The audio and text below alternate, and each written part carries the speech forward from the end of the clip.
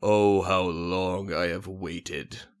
I have waited a very long time for this day. 30 years of planning will finally pay off.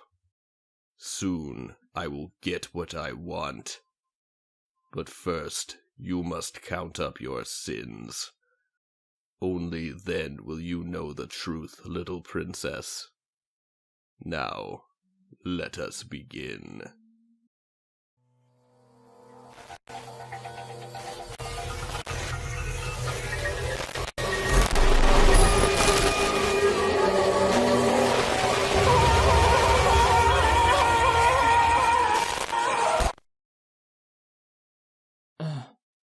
Oh god. What the hell did I drink last night? My head. I feel like I spent a week in Vegas. What the hell happened to me? Last thing I remember, I was reviewing Blood Blockade Battlefront. I finished the review and was starting to write that letter when someone knocked me out. But why? I don't have any enemies. Well, none that I can think of with this pounding headache anyway. Ugh.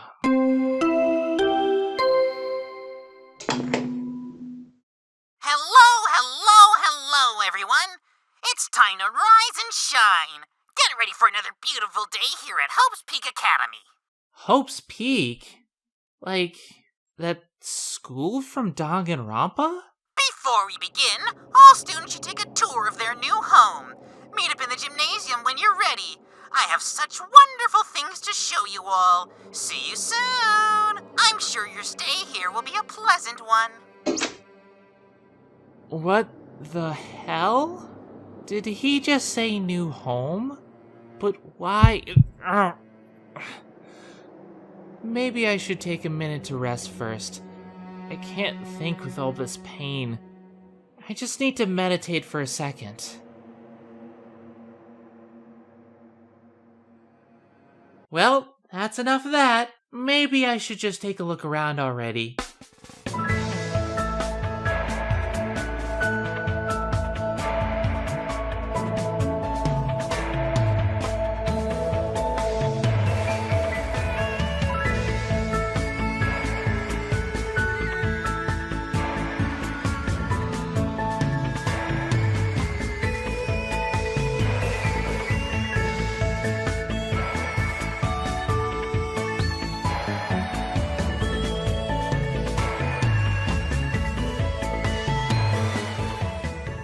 Well, that didn't do much of anything. I mean, it's very much the same school, but why am I here to begin with? Oh god, don't tell me something happened to the outside world and I got amnesia. Oh, don't worry, nothing so trivial as that. But that doesn't mean you're in any less trouble. What? Where are you? Why, hello there! Thank you all for waiting. I am the only one here. Sorry, force of habit. Anyway, welcome, Zenith. I trust you already know who I am. Well, duh, you're Monokuma. I've played Danganronpa enough times to recognize that face anywhere. That's the least of my worries right now, though. What do you want from me? Why did you bring me here? Oh, cutting right to the point, are we? Now, Zenith, we shouldn't run with scissors or claws out. Someone might get hurt. You'll find out what I want in due time. However, I want to start by making this school feel like home. I've prepared a little surprise for you in your dorm room. Why don't you take a look? Once we're nice and settled in, we can return to the questions. Okay, but I should let you know right now, I don't plan on staying here. I'm leaving the first chance I get. Oh, don't worry. This isn't like what I did with those 16 students. I don't plan on keeping you here forever. Really? Of course not. But if you think that means I'll be letting you go, I think you better remember who you're dealing with. Yes, I know you're a murderous teddy bear obsessed with despair. I get the gist. Jeez, you really need new material, you know that? In any case, fine. Let's see what this is all about. Alright, here goes nothing, I guess. What the fuck? Well, do you like what I've done with the place? Why does this look like a review set? Well, you see, Little Miss Review Pants, I just so happen to be a fan of your show. I figured, while you were here, you could give us those Danganronpa reviews you've been teasing us for a while. I insist. After all, you're gonna be here for a while. You kidnapped me and brought me here to review the Danganronpa games? Oh, boo, boo, boo, boo, boo, boo. Oh, heavens no. This is just a little trust-building activity. Also, don't forget, Danganronpa is more than just a video game series. Have you forgotten the animes already? Well, to be honest, I don't like to be reminded of Danganronpa the animation. Danganronpa 3 is its own can of worms. Anyway, so you're saying you'll let me go if I review the entire series, right? Possibly. It couldn't hurt. I'll give you some time to think it over. Just remember, though, the cafeteria doesn't unlock until the cameras start rolling. I am so going to find a way out of this. For now, though, let's just get this review over with. I'm starving and I could use some energy to think up a plan. Well then, it looks like we're doing this first, I guess. Sorry, Phil. Welcome, everybody, to the Danganronpa Marathon.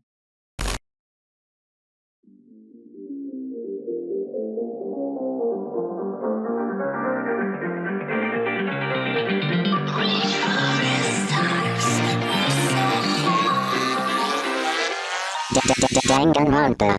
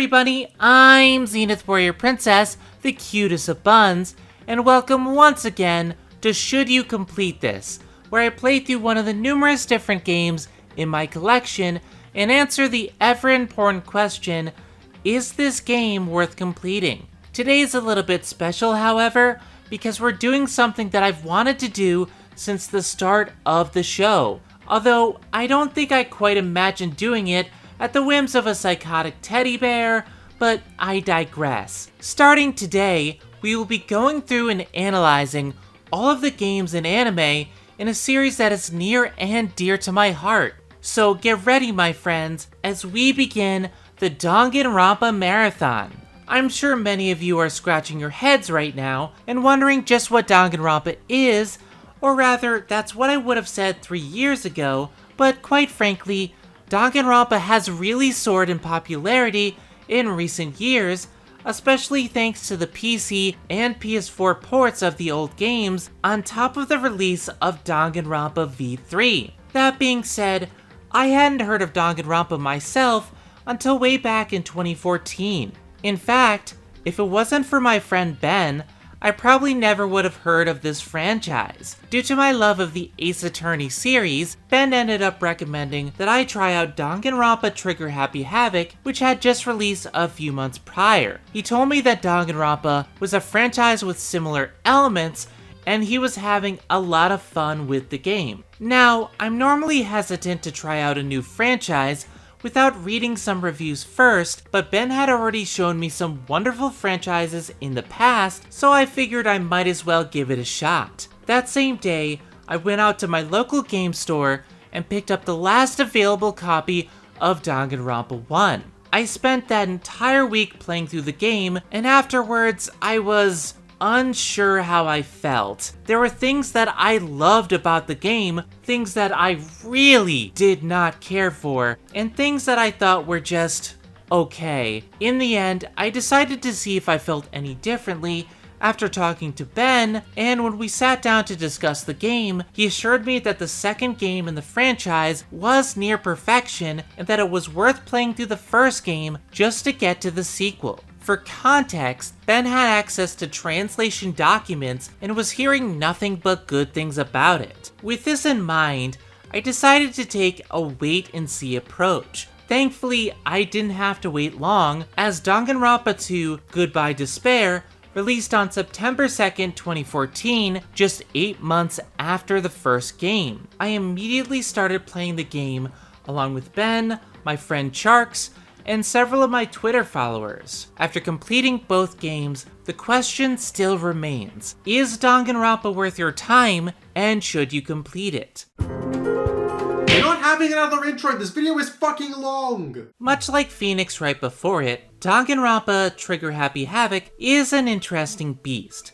Phoenix Wright was originally released on the Game Boy Advance in 2001 for Japan, and it wasn't until 2005, when it was re-released on the Nintendo DS, that we got it in North America. Similarly, Danganronpa was originally released in Japan only for the PlayStation Portable on November 25th, 2010. When the game was ported to the PlayStation Vita in 2013, it was finally greenlit to be released in English. On February 11th, 2014, over 3 years after the initial release, America received the game for the first time, opening the floodgates for the series in the West. We got Danganronpa 2 the same year, the spin-off Ultra Despair Girls the following year, and an anime released in 2016. The most recent and seemingly final game in the franchise, Danganronpa V3 Killing Harmony, released back in 2017. At the time of this writing,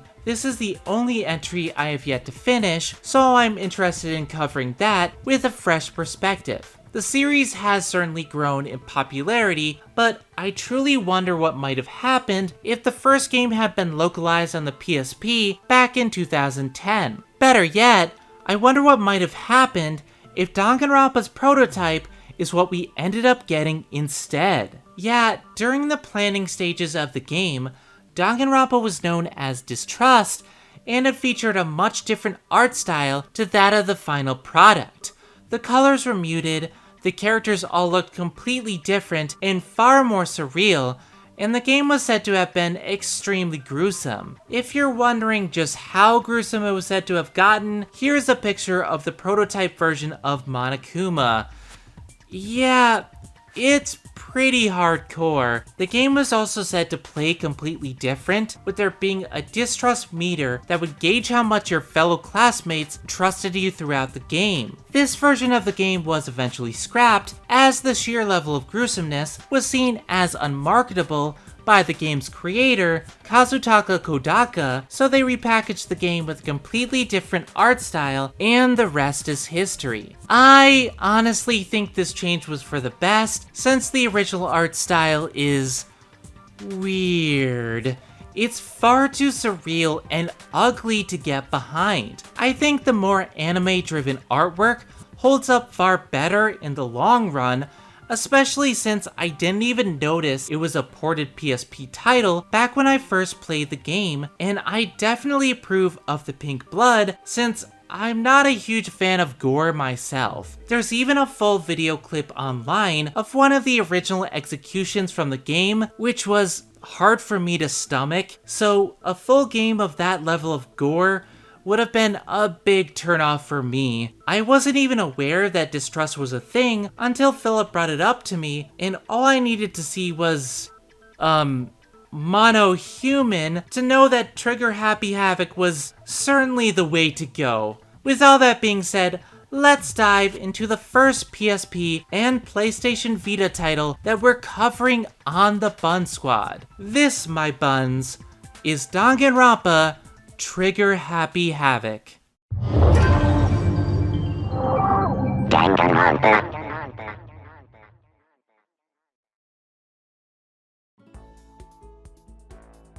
Trigger Happy Havoc centers around a young boy named Makoto Naegi. Makoto is your typical anime protagonist.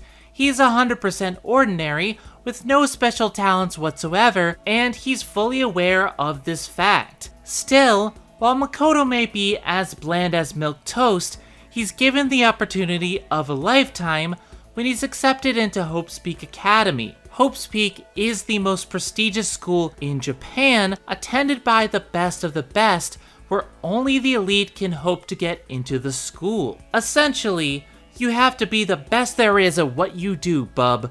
The ultimate pop star, the ultimate biker gang leader, the ultimate baseball star, etc, etc. Although, it is worth noting that in Japan, these ultimates were instead known as the super duper high school level students. That's such a mouthful, and kinda lame to be honest. I know a lot of people may disagree, but I much prefer the term ultimates since it's way simpler, easier to say, and it sounds more prestigious. Anyway, it turns out that Makoto wasn't chosen for his talent. Every year, Hope's Peak chooses one person at random to attend the school as the ultimate lucky student. However, Makoto's luck begins to change as soon as he steps foot on campus. The very moment he enters the academy, he starts to feel dizzy and blacks out, only to wake up in an empty classroom. Realizing he's late for the opening ceremony, Makoto rushes to the main hall to find the rest of his classmates, along with a gigantic iron plate and mounted, laser-sighted machine guns where the entrance to the school should be. Soon afterwards, a monitor on the wall crackles to life, and a voice asks them to head to the gym for an orientation. Once inside, the students are greeted not with a Billy puppet, but a remote-controlled bear robot who refers to itself as Monokuma. This is a very fitting name for the creature, considering its Japanese translation. Kuma is the Japanese word for bear, and mono is short for monochrome, which perfectly captures the essence of this black and white ursine. In any case, Monokuma introduces himself as the principal of Hope's Peak and lets everyone know two inescapable facts. Firstly, all 15 students are trapped within the walls of the school. Each student is given a handbook and a list of rules that govern the academy, such as not harming the principal, not sleeping anywhere except the dorm rooms, and not disturbing the peace of the school. Anyone who breaks a rule will be punished by execution. Secondly, in order to graduate, one must kill another student and get away with it. If said student succeeds, they alone will graduate, while the rest will be executed. Fail, and they alone will be punished with their own personalized execution method. We're then greeted by the opening theme song of the game, which I simply love. It's almost like you're playing through an interactive anime, and that is just plain awesome. Not only that, but after the opening hits, you really get a feel for the level of danger present in the game. People will die. That much is obvious from the death counter at the end of the opening theme. It's going to be dark, brutal, and intense. Not to mention, the song itself is amazing. It's energetic, but haunting and otherworldly at the same time. It gets you pumped for the game, but it also fills you with a sense of dread, which works so well for the atmosphere that it's trying to convey. The game is split into 6 different chapters, each detailing one murder case that you will have to solve. During each chapter, Monokuma gives the students new motives in order to force the killing to continue. These motives introduce the themes of each chapter, ranging from dreams these characters desperately want to keep alive to deep, dark secrets that these characters would like to remain hidden. There are many things that can drive people to murder, and Danganronpa shows that even the best of us can be driven to kill if given the right motivation. From this point onward, I'm going to be delving into pretty heavy spoilers for the story of Danganronpa. I highly advise you go into this game without any further knowledge, since that can ruin the impact of the twists in the game. More than any other game I've reviewed, Danganronpa deserves to be played blind. So if you're interested at this point, stop watching the video here and come back when you're done. In addition to the prologue, there are 6 chapters that each contain a murder for you to solve. Much like in Phoenix Wright, these chapters are heavily dependent on how well crafted these cases are. Unfortunately, this is where some problems begin to appear. Many of these murders are far too easy to solve, like in chapter 1, where you find a clue that basically spells out the name of the killer for you. Sure, it's upside down, but any kid who learned how to write boobs on a calculator could figure out that Leon Kuwata was the killer. This is unfortunately a clue that doesn't translate well to English, since in Japan they would be less familiar with Roman letters and would be expecting to see a surname instead of a first name, given the honorifics of Japanese culture. That said, I have encountered English players who've admitted to not getting this until the trial, so maybe it's just me. To be fair, even though it's fairly easy to determine who the murderer is, the question of why and how still remains, leading to some rather interesting twists along the way, and the majority of the build-up and investigation is still really good. My other main issue though is the death of Sayaka herself. To put it simply, her death was a fridging, which is a term coined by popular comic creator Gail Simone. She saw a story where the girlfriend of then Green Lantern, Kyle Rayner, was killed by a villain and stuffed into a refrigerator. She coined the term in order to see how prevalent this was in comics, where a female character is killed off to advance the plot of a male character. It is used far too often, not only in comics, but in games, movies, books, and television. It's not just horrible because it robs us of stories that female characters can and should tell. It's also extremely horrible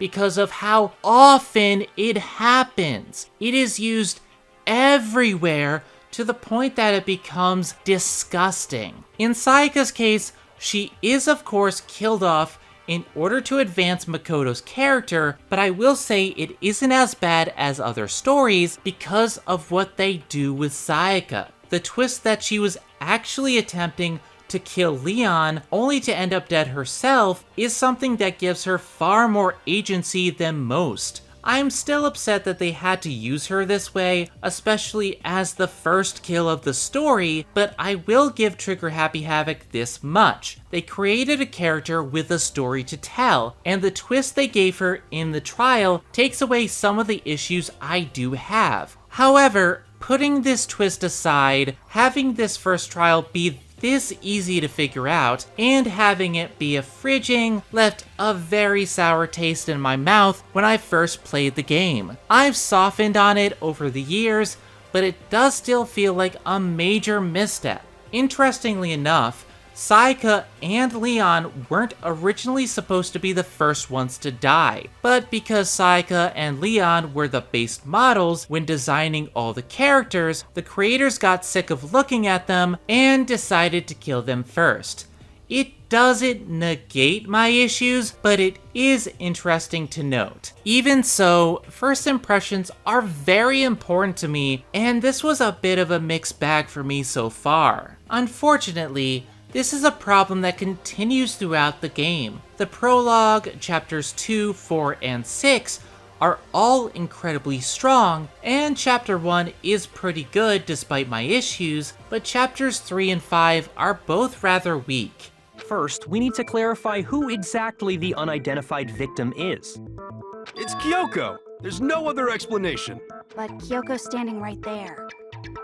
No! That's a ghost! Oh, shut the fuck up! You shut the fuck up! Chapter 3 takes my issues with the first and carries them throughout its entire narrative. It deals with two separate murders, Hifumi Yamada and Kiyotaka Ishimaru. Not only does it drag on for far too long, but there's also so much happening at the same time, and not much of it really matters. Sure, the scene where Taka goes Super Saiyan is pretty damn awesome, but after that, things start to drag very quickly. Not only that, but the red herring is just plain dumb, since they expect you to believe that Yasuhiro Hagakure, the ultimate clairvoyant, is the killer, and it does not work. I'll give my thoughts on Hagakure later, but simply put, he is far too dumb to have planned something this complex. I'm not convinced. The ghost is just trying to fool us all. Shut the fuck up! That would be bad enough, but the game practically telegraphs who the real killer is, since you're led to believe that Hiro is the killer based on the fact that he was found in a Gundam-esque costume called Justice Robo. It doesn't fit Hagakure's occult motif at all, and instead paints the blame squarely on Hifumi, who's pretty outspoken in his love of anime. I could tell from the start that Hifumi designed Justice Robo, and even when he was killed during the chapter, I figured he had to be involved somehow. Perhaps it was designed to be obvious to make us think that was the red herring, but it's just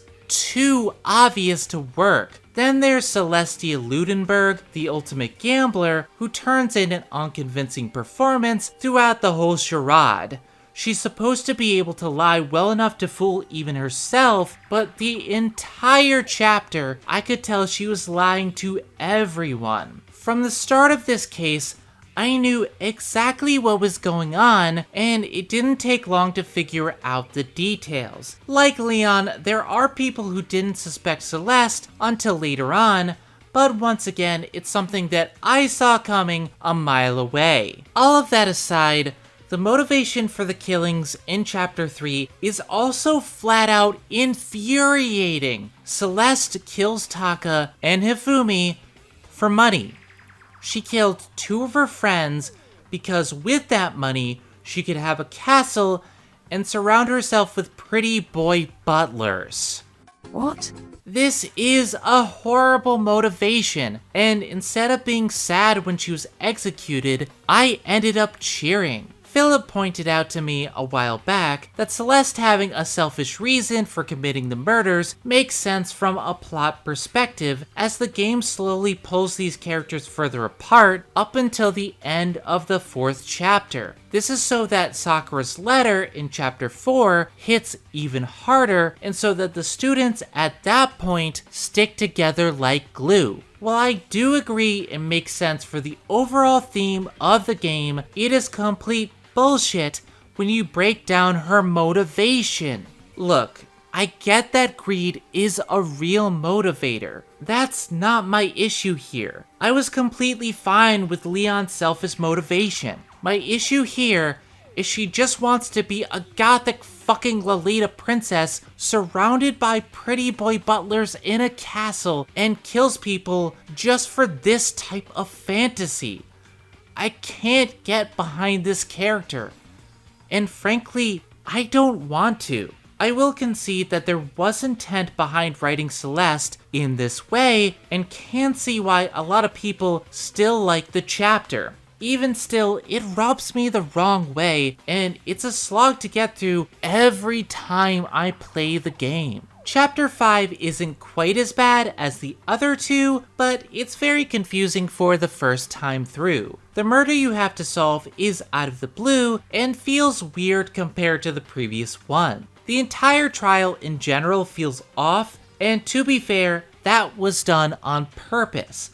You're supposed to feel confused until you play Chapter 6, but overall, I just feel Chapter 6 itself did a much better job at making this point. I feel Chapter 5 could have been combined with Chapter 6 in order to get across the confusion without feeling like padding. With all that being said though, the remaining 4 chapters are simply fantastic. The prologue does an amazing job setting up the premise and introducing these characters, whereas chapters 2 and 4 are some of the most emotionally gripping, thought-provoking, and well-written stories that I have ever experienced. The motivations are all relatable, the cases are harder to solve, with multiple red herrings that all distract you from what's really going on, and most importantly, it's near impossible to predict who the killer is in both of these chapters. These 2 chapters firmly represent what makes Danganronpa so frustrating. Whereas Chapter 1 made me worried, Chapter 2 presented me with an extremely compelling mystery that drew me to tears and cemented Mondo Owada as one of my favorite characters. Immediately after, though, we're treated to the infuriating Chapter 3, which made me want to stop playing the game altogether, but then came Chapter 4, which made me fall in love with the series as a whole. The murder of Sakura Ogami is by far and away the best chapter of the game, driving me to tears and bringing the cast of characters together in a way I didn't think possible. This is some of the best writing I've ever seen in a video game, and the message that Sakura leaves behind gets me every single time. Sakura's sacrifice for her friends cements her as the hero of the game with the gentlest heart and the noblest spirit. With that being said, the frustration further sets in when it comes to chapters 5 and 6. Monokuma is trying to get rid of Kyoko and Makoto, who keep getting closer and closer to solving the mystery of who Monokuma is, but the bear is trying to do it indirectly because the killing game is being broadcast live to the rest of the world. The Monokuma theater segments are hints to this fact because he's not addressing the students, but the world at large. In order to spread despair to the rest of the world, Monokuma wants to show the students of Hope's Peak murdering each other of their own volition. To him, having the students kill each other of their own will is far more despair-inducing, which is why he crafted this entire game in the first place, and why he set up the murder of Mukuro to get rid of them both. This still doesn't make Chapter 5 any less annoying and confusing though, and I feel if some of the explanation from Chapter 6 had been brought up during Chapter 5, it would have been made a ton better. At the very least, Chapter 5 does have an alternate ending if you choose to press Kyoko on her lie, which is absolutely hilarious. And I'm not even gonna spoil it.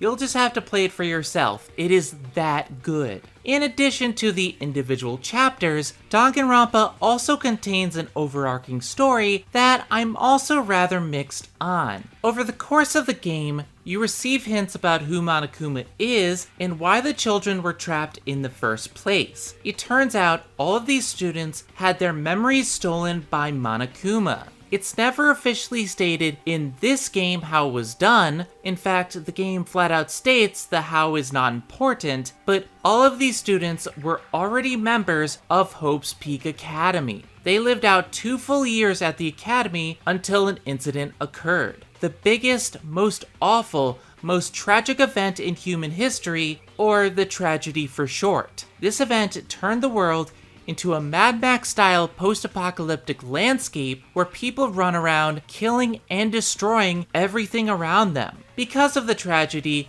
the staff of Hope's Peak did their best to save the remaining students. They transformed Hope's Peak into a shelter in order to keep the hope of humanity safe from the horrors of the outside world. The principal of Hope's Peak, Jin Kirigiri, oversaw the project and managed to keep the students safe for another year. What he didn't know was that the mastermind behind the tragedy was one of these students. It was Jin's murder that kicked off Danganronpa and allowed the school to fall into the hands of Monokuma. On top of all of this, Monokuma had 2 spies planted among the students in order to make sure the killing began when Monokuma wanted it to. The first was Sakura Ogami, who didn't want to help the mastermind, but was forced to when Monokuma threatened her family's dojo. In the end, however, Sakura chose to rebel against the mastermind, bringing the remaining students together and allowing them to learn crucial pieces of information about the other spy, Mukuro Ikusaba, the ultimate soldier. Mukuro is the mysterious 16th student that had seemingly been killed in the 5th chapter, and who we come to find out is the sister of the game's mastermind, Junko Enoshima, the ultimate fashionista. We're made to believe that Junko died in the 1st chapter, however, it's revealed that this was Mukuro the entire time. Mukuro was Junko's spy to make sure the game ran smoothly from the inside. The two had set this killing game up themselves as part of their plan to drown the world in despair, as the 2 girls together create the ultimate despair. That is, until Junko got tired of her sister and decided to kill her, both to set an example for the rest of the students and as a way to taste despair herself in killing her own sister. During the final chapter, Junko's secret is finally revealed, and she organizes one final challenge for the remaining students. They can remain in the school forever and give into despair while Makoto is executed, or they can brave the harsh reality of the outside world with polluted air, psychopathic killers, and no guarantee of survival. In a fantastic final trial, Makoto removes any doubt that the remaining students have, and they all proclaim their choice to step into the outside world filled with hope. Junko is defeated, giving herself over to despair completely as she undergoes each and every execution she gave to the previous students, smiling the entire time. Not entirely sure how she survived past the first one, but let's just go with it. With Junko dead, the students are granted the button to unlock the front door. They hesitate at first, but together they open the vault door to brave the outside world. There is a post-credit scene showing Monokuma fully operational once again, leaving his return open for a sequel. For the most part, I really like the main story of Trigger Happy Havoc. While there are several things that are weird, like Junko being able to steal their memories, somehow, these all fit within the world the game has created. Danganronpa is a very surreal landscape, with bear robots and motorcycle death traps. It fully embraces its weirdness, and I can suspend my disbelief further when a game is presented like this. The fact that we are only drip-fed information really keeps you going even more than the individual chapters. At the end of every chapter, you're given a major tease to what's happening, such as the end of chapter 3, which ends with the revelation that Sakura is a spy for Monokuma. I also really enjoyed the final twist of the game. The fact that Junko was Monokuma the entire time really took me by surprise and fit incredibly well with the rest of the plot. I was actually lucky enough to avoid spoilers for this twist because for some reason, Junko has become the poster child for this game, and there's artwork of her with Monokuma everywhere online.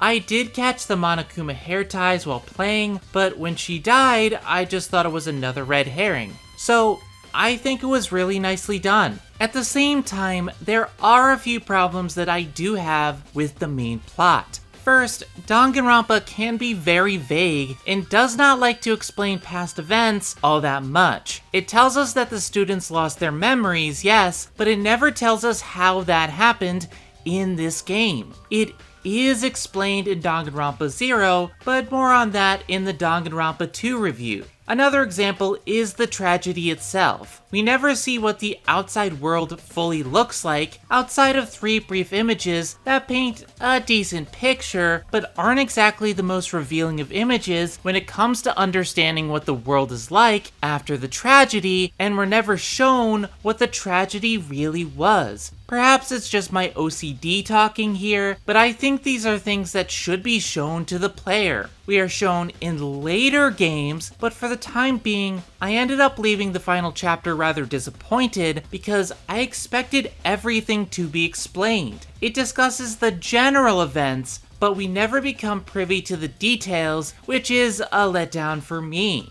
From what I understand, these events and the status of the outside world are meant to be unknown, since we can never truly tell if Junko is telling the truth, so if Danganronpa 2 was never released, we would be left in the dark. At the same time, Genocide Jack herself confirms that the outside world has gone to shit and the tragedy is real, while still being vague on details, which undercuts the idea that Junko is potentially lying. Because the answer of what is going on is a large part of the game, I feel frustrated because not all of it is explained in the end. They tell us many times in the game that the how and what are not as important as the why, and in this case, I just don't think it works. The second problem that I have is that at times the foreshadowing is made incredibly obvious, like with the first trial where Kyoko asks why there's a 16th podium in the trial room. Monokuma just waves it off, but it causes you to think that there is a 16th student. Why not just leave it for the player to figure out on their own? There are numerous examples of this throughout the game, and I feel Kotaka could have allowed for the mystery to get a bit deeper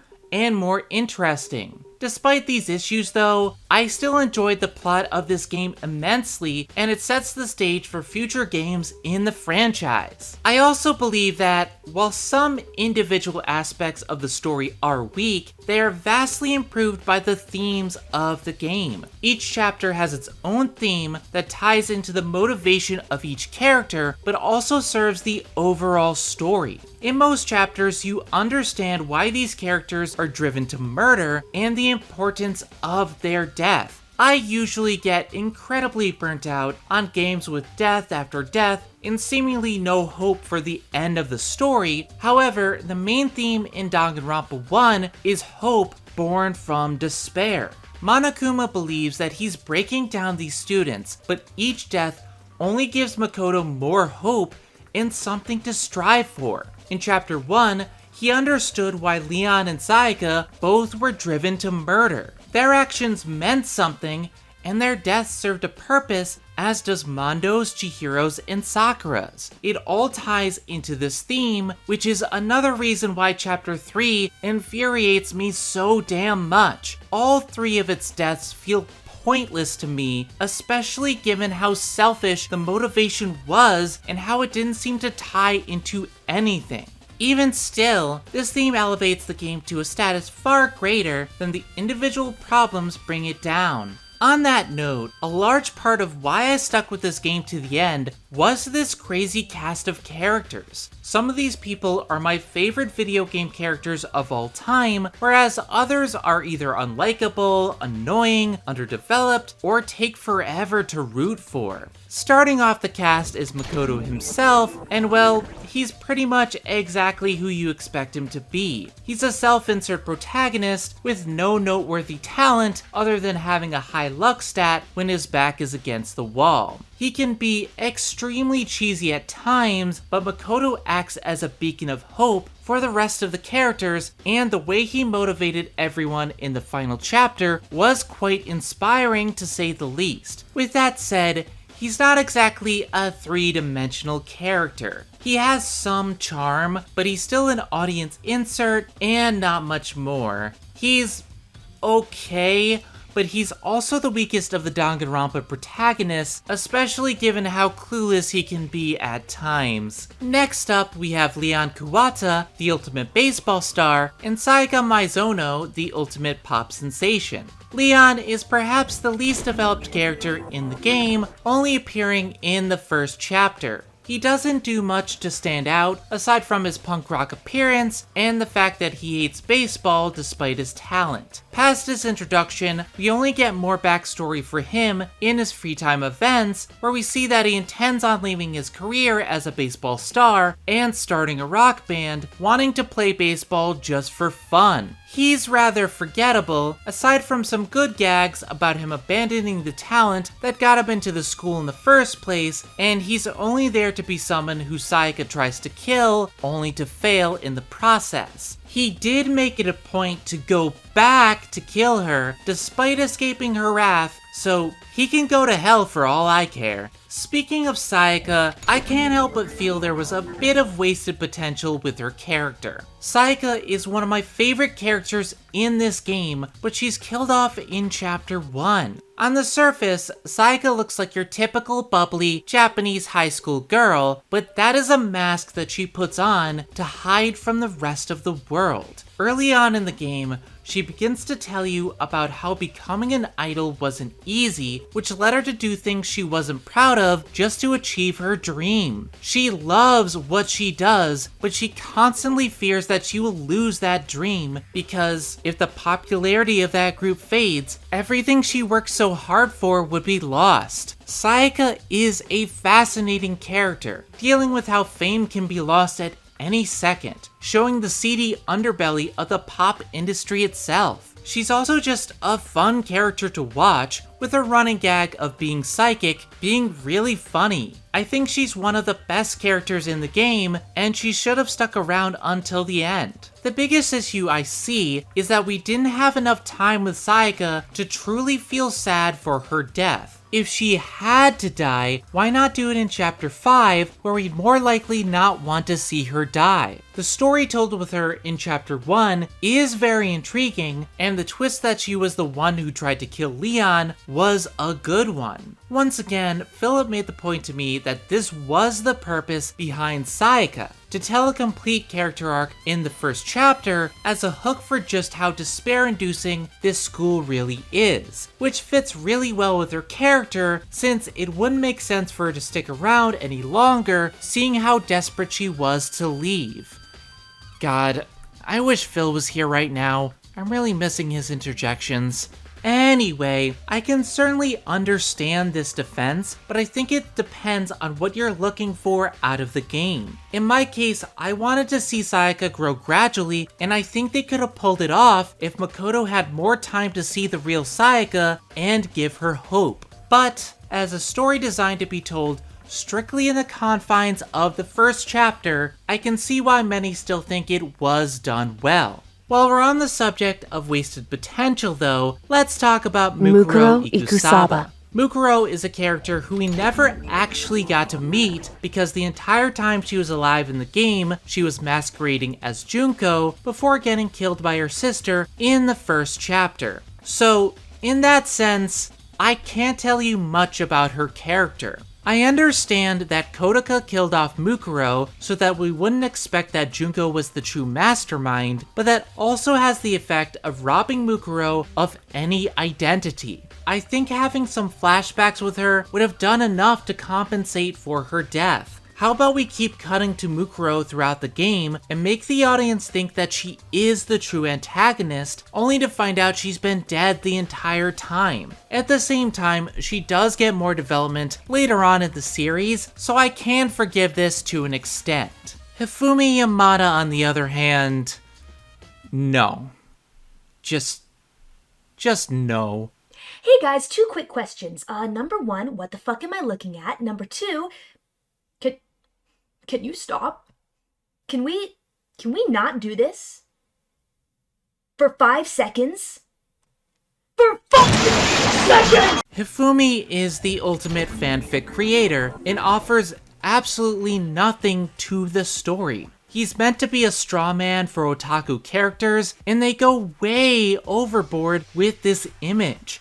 He's obese to an unnecessary degree, he speaks in an extremely annoying voice, and he always jumps to conclusions extremely quickly without giving any thought to the matter. He also kills Taka based on a lie that Celeste told him, taking away any goodwill his free time events could otherwise give him. You know you're doing something wrong when I'm actively cheering for the death of one of the victims. Hifumi is my least favorite character in the game, and the fact that he survived until chapter 3 frustrates the hell out of me because there are many other better characters who didn't make it this far. At the very least though, the second victim from chapter 3, Kiyotaka Ishimaru, is a character I grew to love over the course of the game. I didn't care for him at first, but as time went on, I started to really feel for his character. When you first meet Taka, he's an extremely stiff and straight-laced individual, which makes sense considering he's the ultimate moral compass. He may seem annoying, but he means well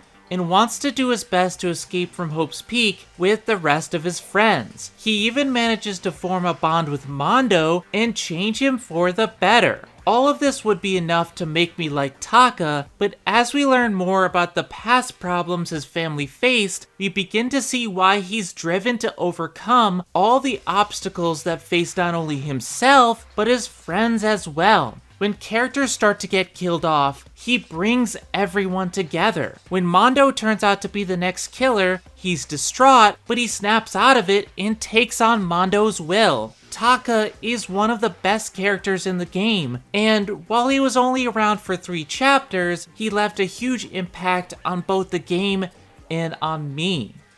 Now, let's discuss Celestia Ludenberg.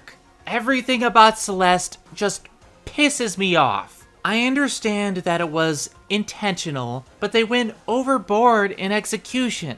I didn't hate her at first. However, as the game went on, she began to reveal her true colors. She gets Hifumi to do anything she asks, including making her milk tea, which she then proceeds to smash because it wasn't prepared a certain way, even though she never specified she wanted it that way. This is where I started to feel resentment towards her, but then we get to chapter 3. For someone who has the title of the ultimate gambler, and is said to have never lost, she is absolutely terrible at it. There are points early on in the game where Celeste's act is somewhat convincing, but she breaks character so early on in chapter 2 that her facade crumbles by the time chapter 3 rolls around. It is also revealed in her free time events that she's just incredibly lucky, and that's the reason she's won at gambling, which means that Makoto only bested her due to his very own luck.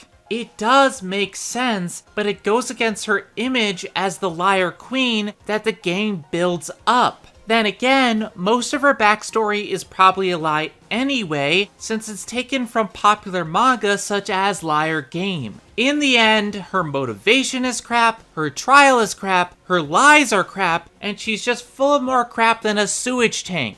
I know she has her fans, but she is way too horrible a person for someone who apparently got along with everyone just fine prior to the tragedy. Love her if you do, I'm not going to take that away from you. I just can't stand her. But now that we've got that bugbear out the way, let's backpedal to chapter 2 to discuss Mondo Owada, the ultimate bike gang leader.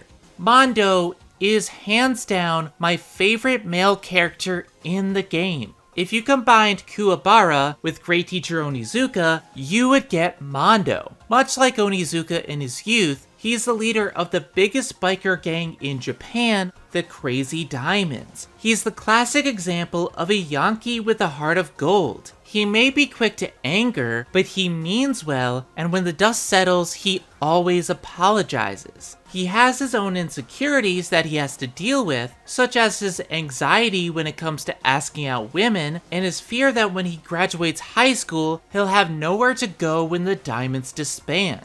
I loved his character from the moment he appeared, but then chapter 2 gives us the sauna battle between him and Taka. Taka wants to show Mondo that punching things isn't the answer to all of his problems, so he challenges Mondo to an endurance battle in the sauna, although we never learned who the victor was because Mondo and Taka have become the broiest of bros overnight. This entire sequence is just plain awesome. From the very beginning of the game, Mondo and Taka were practically at each other's throats, but now they're best buds, showing that Mondo is indeed capable of change. His arc draws to a close at the end of the chapter when he confesses that he's the one who murdered Chihiro Fujisaki. It turns out that Chihiro is not biologically a girl, but is actually a guy. He was constantly teased for being passive and weaker than the other boys at school, and after years of being berated, Chihiro chose to present himself as a girl instead. However, when Chihiro saw how strong the rest of his classmates were, he approached Mondo and revealed his secret, asking Mondo to help him become stronger so that he can gain the courage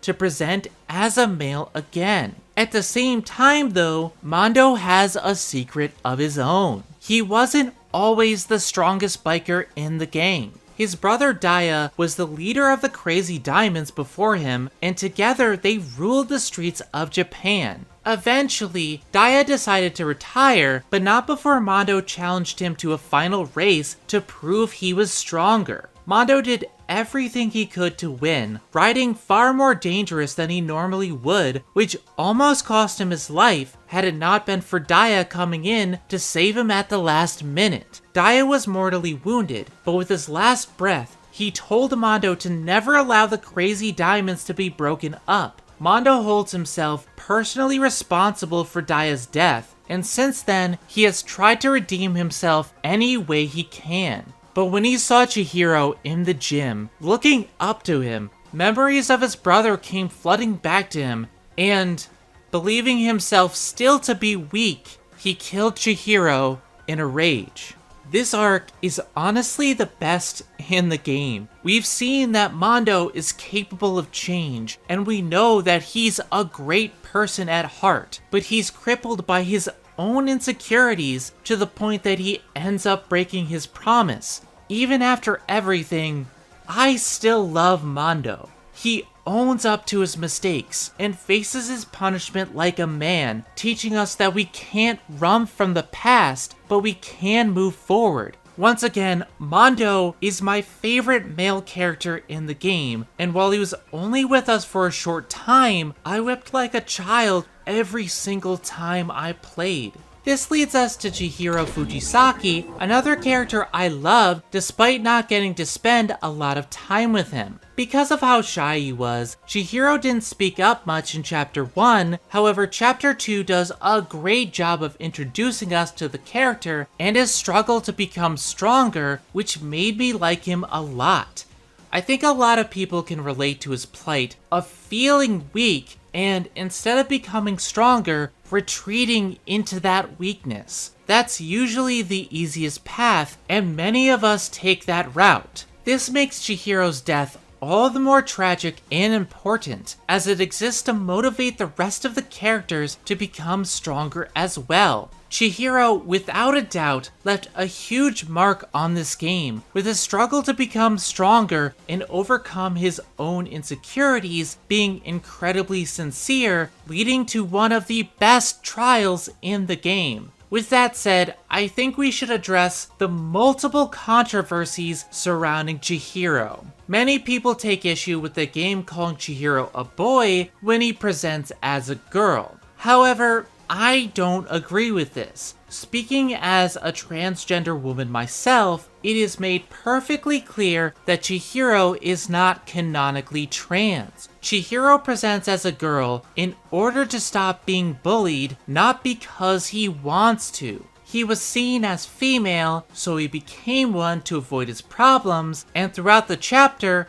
he made it clear that he wanted to be strong enough to present as himself again. To be fair though, this is a related issue. As a trans woman, I can relate to having to hide your true persona from an uncaring society who refuses to understand the real you. That is a relatable issue, and I love that Kotaka tackled it. It's just a shame so many people are quick to misinterpret what Chihiro stands for.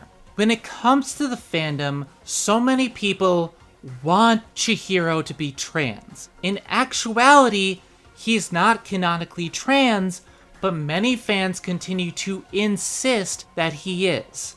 Now, I get the sentiment. Really, I do.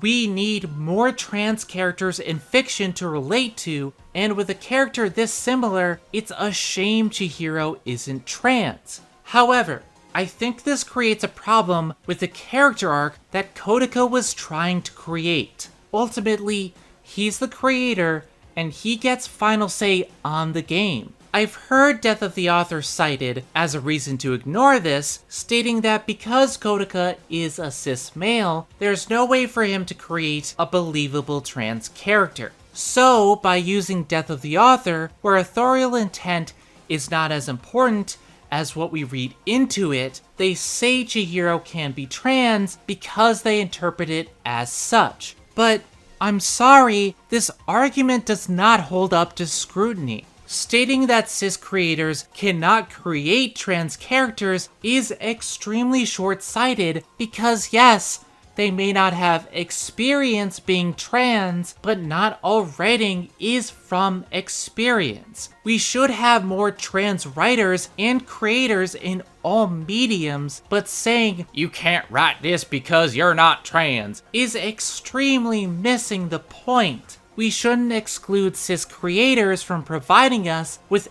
LGBTQIA+ rep. We should instead be advocating for more trans creators. Also, Death of the Author doesn't work here because the text of the game explicitly states that Chihiro is male. It's not subtext, it's straight up text. Furthermore, if we keep trying to label characters who aren't canonically trans as trans characters, then we create an environment where creators don't even have to try, since we'll just eat up anything that closely resembles a trans character, even if they aren't, and further allow people to erase characters that are actually trans. The final thing I need to discuss is in regards to Chihiro falling under the trans panic trope, because many people have tried to assert that Mondo killing Chihiro is an example of this. For those unaware, trans panic is a trope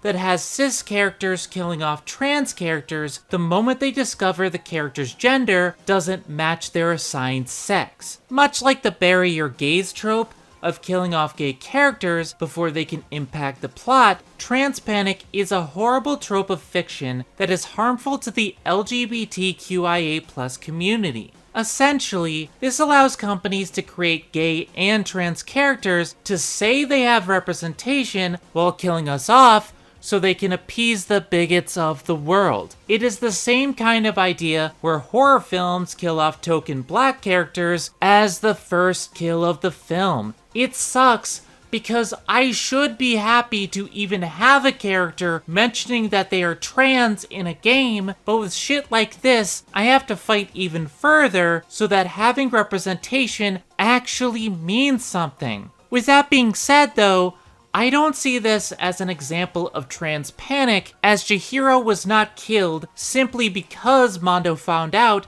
that he was biologically male. Mondo killed him because of his own weakness. He killed Chihiro because he saw Chihiro as strong and felt like he was being mocked for being so weak. It was Mondo's own depression and insecurity at fault, not Chihiro's gender. At the same time, despite how much I love these characters, this chapter, and this scene, I cannot deny it's poorly presented.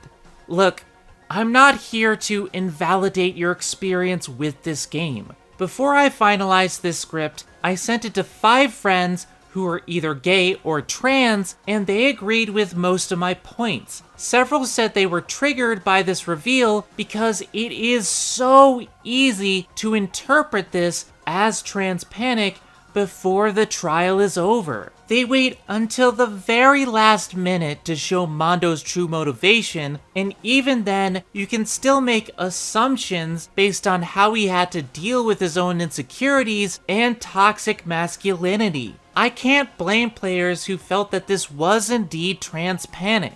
However, I truly believe this was not Kotaka's intention. I believe a large part of the problem lies with Japanese cultural norms. I'm not Japanese myself, and most of this I learned from my cousin who is Japanese, so take this with a grain of salt, but there is a weird trend in Japanese media to enforce gender roles on other people. I'm not sure why this is a thing, but Japan seems to have this trend where if you're weak, you have to be feminine, while if you're strong, you're masculine, to the point where fictional characters are forced to present a certain way to avoid ridicule and ire. My cousin also told me when I transitioned that she was bullied in school for being too masculine for a Japanese woman. However, I also think that Kotaka was trying to go against traditional gender norms in this case, especially in the case of Sakura, where she struggles with her feminine side while still focusing on being strong. I'll discuss this more in a bit, but I think Sakura presents a strong case for this not being trans panic because Mondo treats Sakura like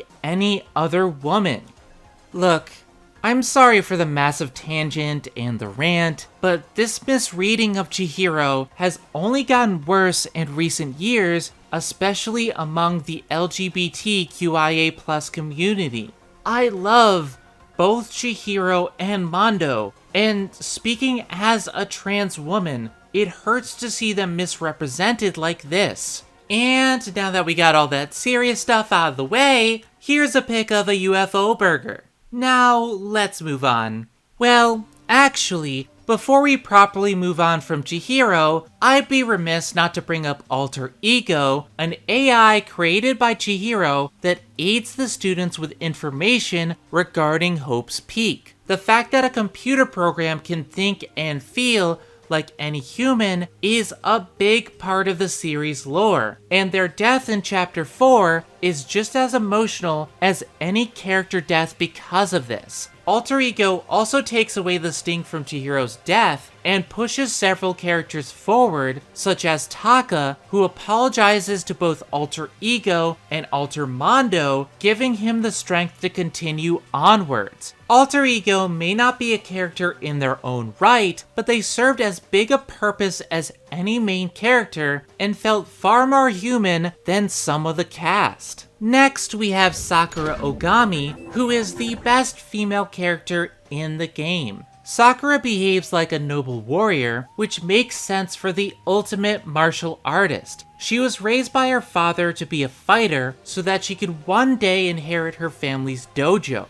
Unfortunately, due to her gender, many people look down on her and believe that she could never be a strong warrior. Sakura trained day in and day out to prove everyone wrong, shattering their perception of her and continuing to become stronger, eventually staying undefeated after 400 fights. That by itself is enough to make me love her, but when you get to her free time events, she gets even better, revealing that there was a person she was close to before she was trapped in the school. His name was Kenshiro, the one person she couldn't defeat. She explains that Kenshiro was diagnosed with a terminal disease and that he was told that he only had 6 months to live and passed on his title as the strongest to Sakura. But Sakura still wants to have one final battle to settle the score. She also reveals that she has a crush on Kenshiro, but never told him because she doesn't see herself as feminine. She's invested her entire life into becoming the strongest, but she's never had time to think about love and what it means to be a girl. And yet she still has these feelings, which in the end makes her feel human. And then we move to the main story, and she becomes the MVP of this game. In Chapter 4, Sakura commits suicide in order to eliminate the hostility that has grown between the group. She realizes that so long as she remains a traitor in their eyes, everyone will continue to commit horrible acts out of desperation. So she creates a scenario where nobody has to be punished for her death. This leads to one of the best trials in the game, but what sells it is the suicide note that Sakura leaves behind. Even from beyond the grave, Sakura keeps fighting. She brought the group together, and from this point on, nobody else is murdered. She never once shed a tear and instead smiled, knowing that her friends were strong enough to overcome this final challenge. Sakura is the hero we need and deserve. She is the best of us, and I for one cannot think of any other character in gaming that I like more than her. My only issue is when you get to her ending in school mode, where she reveals that she's developed a crush for Makoto. Considering her arc across both her free time events and the main story, this honestly feels like character regression to me. I know that school mode is meant to be more of a dating sim and is non-canon, but all the rest of the endings fit in with the character arcs already established in the game. I personally believe Makoto and Sakura should have just been close friends for her ending, because otherwise that really undercuts her arc. Moving on to the surviving members, let's start with the odd one out. Yasuhiro Hagakure is a tremendous waste of a character. He contributes nothing to the plot, and he's as shallow as a puddle in the Sahara Desert. The main problem I have with him is that for the grand majority of the game, he's not very funny. In the first few chapters of the game, his gags are enjoyable, and I got some laughs out of his weirdness, especially stuff like the UFO burger bit, but as the game goes on, he devolves into very cheap humor that didn't even get a chuckle out of me. His character arc is basically him getting dumber and less funny over time, which frustrates me since he survives to the end of the game. Granted, I don't hate him as much as Hifumi or Celeste, but you could remove him from the story and we would lose nothing. Most of the time, he derails the plot by saying stupid things, and in one trial, taking 15 minutes to try and prove that Kyoko is a ghost. In any case, there's just not much to enjoy about him as a character. It is interesting that his predictions in the series come true quite often, and it can lead to some humorous events, but that's all he really has going for him. Survivor number 2 is Byakuya Togami, the ultimate affluent progeny and a big fan favorite. Byakuya is the heir to the Togami Corporation, one of the wealthiest and most influential in the world. He is a colossal dick to anyone he deems unworthy of his time, which is pretty much the entire cast, whom he treats with disdain due to his status. He spends most of his time on his own and doesn't care about his own safety, saying from the very beginning that he, and only he, will come out victorious in this game. He was bred to be the best, so he doesn't see it as life or death. Togamis simply don't lose. At first, I didn't care for Byakuya. He was a royal prick in the first few chapters, and he even moved Chihiro's body in chapter 2 in order to make the trial more interesting.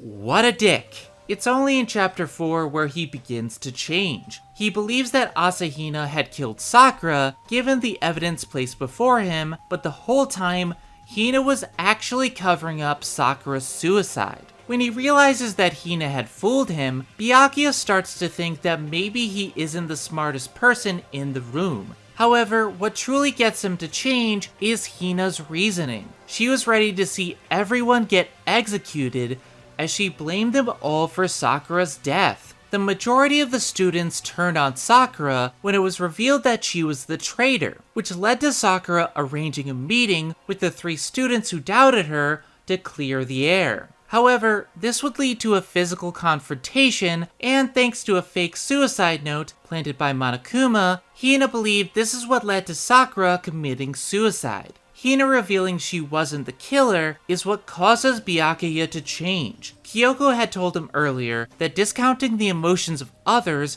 would only hurt him in the end, and in this case, it almost cost Byakuya his life. During chapter 5, Byakuya takes charge of the group, having them thoroughly investigate all the places that Sakura opened up for them. He's still rather condescending, but he's willing to get them all out alive, which is a change for him. Then comes chapter 6, where where he learns that the Togami family have all been wiped out by the tragedy. Byakuya is the sole survivor, and his family name has been reduced to nothing. This devastates the arrogant bastard, making him question who he is and what his title means now that he's just the same as anyone else. It's a wonderful moment where for once, Byakuya shows weakness and has to accept help from others. Makoto snaps him out of it, and while he doesn't act very grateful, you can tell that he's no longer the same person he was before, working together with the rest of the group and treating them as equals.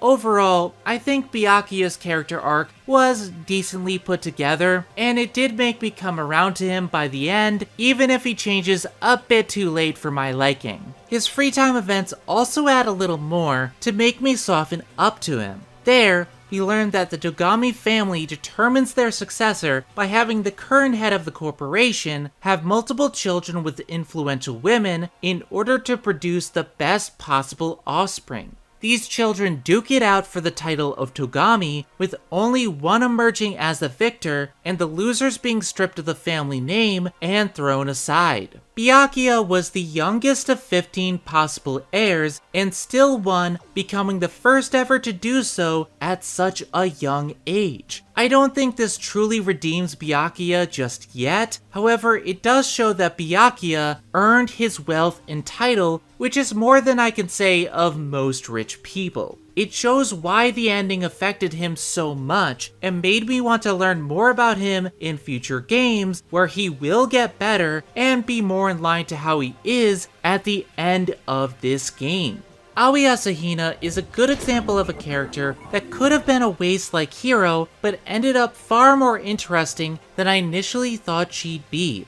Hina just works as a character because she's simply fun. She's the ultimate swimming pro, which isn't a useful talent during a killing game, but they use it instead to help define her character. Hina is a person who gets restless very easily with tons of pent-up energy. She ends up channeling this energy into swimming to keep herself active. I think she may suffer from anxiety, as when she's stuck in one place, she starts getting depressed and she has trouble relaxing. She only really feels at ease when she's in a gym, which would make sense for someone with anxiety. I also have a mild form of anxiety, and that feeling of not being able to keep still and focus is really relatable to me. While she may seem like a ditzy character at first, spending time with Hina reveals she just has trouble concentrating in school, and she's much better at sports because that keeps her active. It would have been very easy to just relegate her to being the fan service character, but they add layers to her beyond just being quote-unquote dumb. She spends most of her time with Sakura since they both like to exercise, and she never once judges Sakura for being built. Even when she's revealed as a spy, Hina sticks behind her and tries to avenge her death. Much like Sakura, Hina struggles with not being feminine enough in the eyes of those around her. She loves to eat donuts, but worries about how her weight will affect her build. She's aware that others consider her odd because she can't keep still, but she just wants to stay in motion because that calms her down. More than that though, she has no experience in love and worries that because of her personality and appetite that she's not feminine enough to fall in love. Hina is an interesting character, and while she only really contributed to one chapter, I still consider her one of the better characters in the game, and I relate to her so damn hard. Next up is Toko Fukawa, who is a character that I have extremely mixed feelings about. Toko is the ultimate writing prodigy, with dozens of best-selling romance novels under her belt. Like Hina, her talent isn't useful in this situation, but it doesn't need to be. All she really needed to be was a decent character, and that is where my major point of contention lies. It's clear from the very beginning that Toko suffers from a massive inferiority complex. If you just say hi to her, she'll instantly take that to mean that you're looking down on her. Being around her is unpleasant for the first few chapters because even if you try to help her, she takes that help and spins it negatively. Now, I have nothing against people who do suffer from this level of inferiority complex, but here, Toko does nothing to help herself and pushes away anyone who attempts to help her, and she stays like this even when the game ends. The only person who she shows any amount of kindness to is Byakuya because he treats her like crap. She has a real masochistic streak about her, and that doesn't quite gel with her inferiority complex. The two traits simply clash with one another, and it leads to a rather abusive relationship being played for laughs, and I really did not enjoy that. I didn't get much joy from interacting with Toko until chapter 2, where it's revealed that she has another personality living inside her that just so happens to be a famous serial killer named Genocide Jack, or Genocider Show in the Japanese version. Genocide Jack is freaking amazing. She is so crazy, has charm and charisma, and every single thing she does is done with a level of energy that makes it impossible to look away. She steals every single scene she's in, and I was cheering for her throughout most of the story, even though she's a serial killer. She's not a deep character like the other students, but it doesn't matter because she's just too much fun. The main problem lies in the fact that her other personality is Toko. I absolutely adore Genocide Jack, but I don't care much for Toko. On paper, she is an interesting character. However, we don't see Toko change in this game. We see her become a little less abrasive to the group, but we won't actually see her change until Ultra Despair Girls. Toko's biggest bit of change is starting to accept Genocide Jack as a part of herself instead of doing her best to prevent Jack from getting out like before. She starts to willingly allow Jack to take over, while Jack starts showing more humanity as time goes on, much like the Incredible Hulk did over time. Because of this, Genocide Jack decides not to kill anyone else if she can be with Byakuya, because for some reason, he makes her feel like she's actually in love for the first time. These parts of Toko's development are actually good, but it's not enough to salvage her other flaws. I do want to stress though that I'm not hating on Toko because she has mental illnesses. I don't mention it in my videos too often, but I personally suffer from depression, anxiety, gender dysphoria, and obsessive compulsive disorder, so I can understand how mental conditions can impact your way of thinking.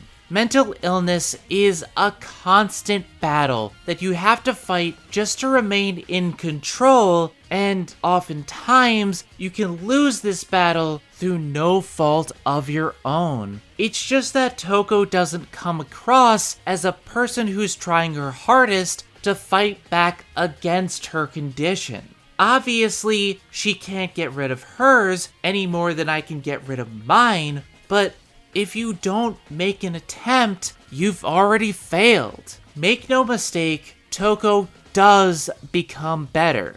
But for the time being, I only like having her around so I can see more of Genocide Jack, and it pains me to say that. Next up, we have the penultimate student and last surviving member of the class, Kyoko Kirigiri, the ultimate detective. Yet another fan favorite in the series. Although, for me personally, while I do like Kyoko, I feel like it takes a bit too long for her story to get going. For the first few chapters of the game, Kyoko is stoic and mysterious. She doesn't talk much, and when she does interact with Makoto, it's mostly to find clues and solve the murder set before her. She also doesn't know what her talent is because she suffers from amnesia. I just found her extremely cliche and boring for the beginning of the game. She's extremely cold and distant and keeps popping up with last-minute clues that help you solve the murder. It's rather frustrating too, because you aren't allowed to solve many of these bits yourself. During Sayaka's trial, she brings up the note that Sayaka used to trick Leon. If you investigate the notepad before the trial, you don't get this clue, but Kyoko finds it easily, which is annoying to me. Yes, she has her moments, especially when she motivates Makoto to continue onwards, but these are few and far between. It isn't until chapters 5 and 6 that she's finally given character development. At the end of chapter 5, Kyoko finally remembers her talent and that she came to Hope's Peak to see her father, Jin Kirigiri, the headmaster of the school. Unfortunately, we already know that Jin is dead from the opening cutscene, so Kyoko at least wants to find her father's remains and learn why he was murdered. Kyoko has a very complicated relationship with her father. She comes from a long line of detectives, but Jin wasn't interested in joining the family business. When his wife died, Jin used this as an excuse to go out and pursue his own dreams, which eventually led him to become headmaster of Hope's Peak Academy. However, that meant leaving his daughter behind, causing Kyoko to resent her father for leaving her behind and abandoning the detective business. She and her family treat this as a sacred calling. Although the interesting thing about this is that they do their work in secret. The important thing to them is to use their talents to help others and not to bolster their own reputation. However, Jin is the headmaster of the biggest high school in Japan, which is an insult to the family name in Kyoko's eyes, leading her to travel to Hope's Peak to cut ties with her father. This development is admittedly rather interesting and is hinted at during several points in the story. These points showcase that, for all her posturing, she is indeed human and can be vulnerable even if she doesn't want to admit it. Even with this small bit of development though, I was ready to write her off as another bit of wasted potential. But in chapter 6, we finally get some major character moments for Kyoko. During your investigation of the final portion of the school, you come across Jin's private study along with a computer that's password protected. Makoto types Kyoko's name in as the password and a secret door opens, much to her surprise. Inside the room, they find a photo of Jin holding up a young Kyoko. Jin had always loved his daughter, but wanted to do what was best for both of them. Kyoko would have a brighter future with her family, while Jin would help make the world a better place here. As she struggles to process this, Kyoko spots a box in the middle of the room. Inside the box, we see the remains of Jin Kirigiri, sending a wave of emotion through Kyoko, the likes of which we hadn't seen before. This moment is the most powerful for Kyoko and elevates her character from good to great. Admittedly though, my major problem is that, much like Byakuya, we only really see this near the end of the game. It's great development, don't get me wrong, but I feel what would have helped is to have Kyoko know her talent from the start. It's not like it was a major reveal, since we could figure it out from the very beginning. If she didn't have amnesia from the start, we could have her be looking for Jin this entire time, and I think that would have given her more time to develop in the early parts of the game and show her character. One major thing I will give Kyoko though is her design. She has one of the most memorable and easily recognizable designs in the game, with her striking hair color, gloves, and skirt showing us exactly who she is and what she's all about. These gloves are incredibly important though, since they hide burn scars from a mistake she made in a previous case. We barely even see these scars, but our imagination fills in the gaps nicely. What I love about this is that it shows that she isn't the perfect person we're led to believe she is. She is quite fallible, and just by having these scars, she shows vulnerability but also strength to move forward from her greatest failing. Much of her character is told with her design alone, and I love that. In fact, I think this is why many people love her. Just one look at her tells you a whole lot more than the majority of the story, and it's easy to relate to her failings. I still think the story wastes a lot of her potential, but the final chapters show how great a character she is. Many people love her and treat her as the best character in the game, which is a sentiment I can certainly understand, even if I don't agree. Last, but certainly not least, we have the stars of the show, Monokuma, and the mastermind controlling him, Junko Enoshima. Monokuma is more than just another mascot character. We've seen plenty of mascots created simply to sell toys, and that just isn't the case for Danganronpa. I mean, he looked like this initially. Yikes. Monokuma is the driving force of the plot. The mystery of who's really controlling the killer bear is extremely compelling and keeps you coming back for more. However, it's his personality that truly sells the character. Monokuma is hilarious. He enjoys murder and despair so damn much, and he doesn't care what anyone thinks of him. He always pops up at the weirdest goddamn times and says whatever random thought pops into his head. Even in chapter 3, when the focus is squarely on Hifumi and Celeste, Monokuma manages to make it worthwhile with his commentary.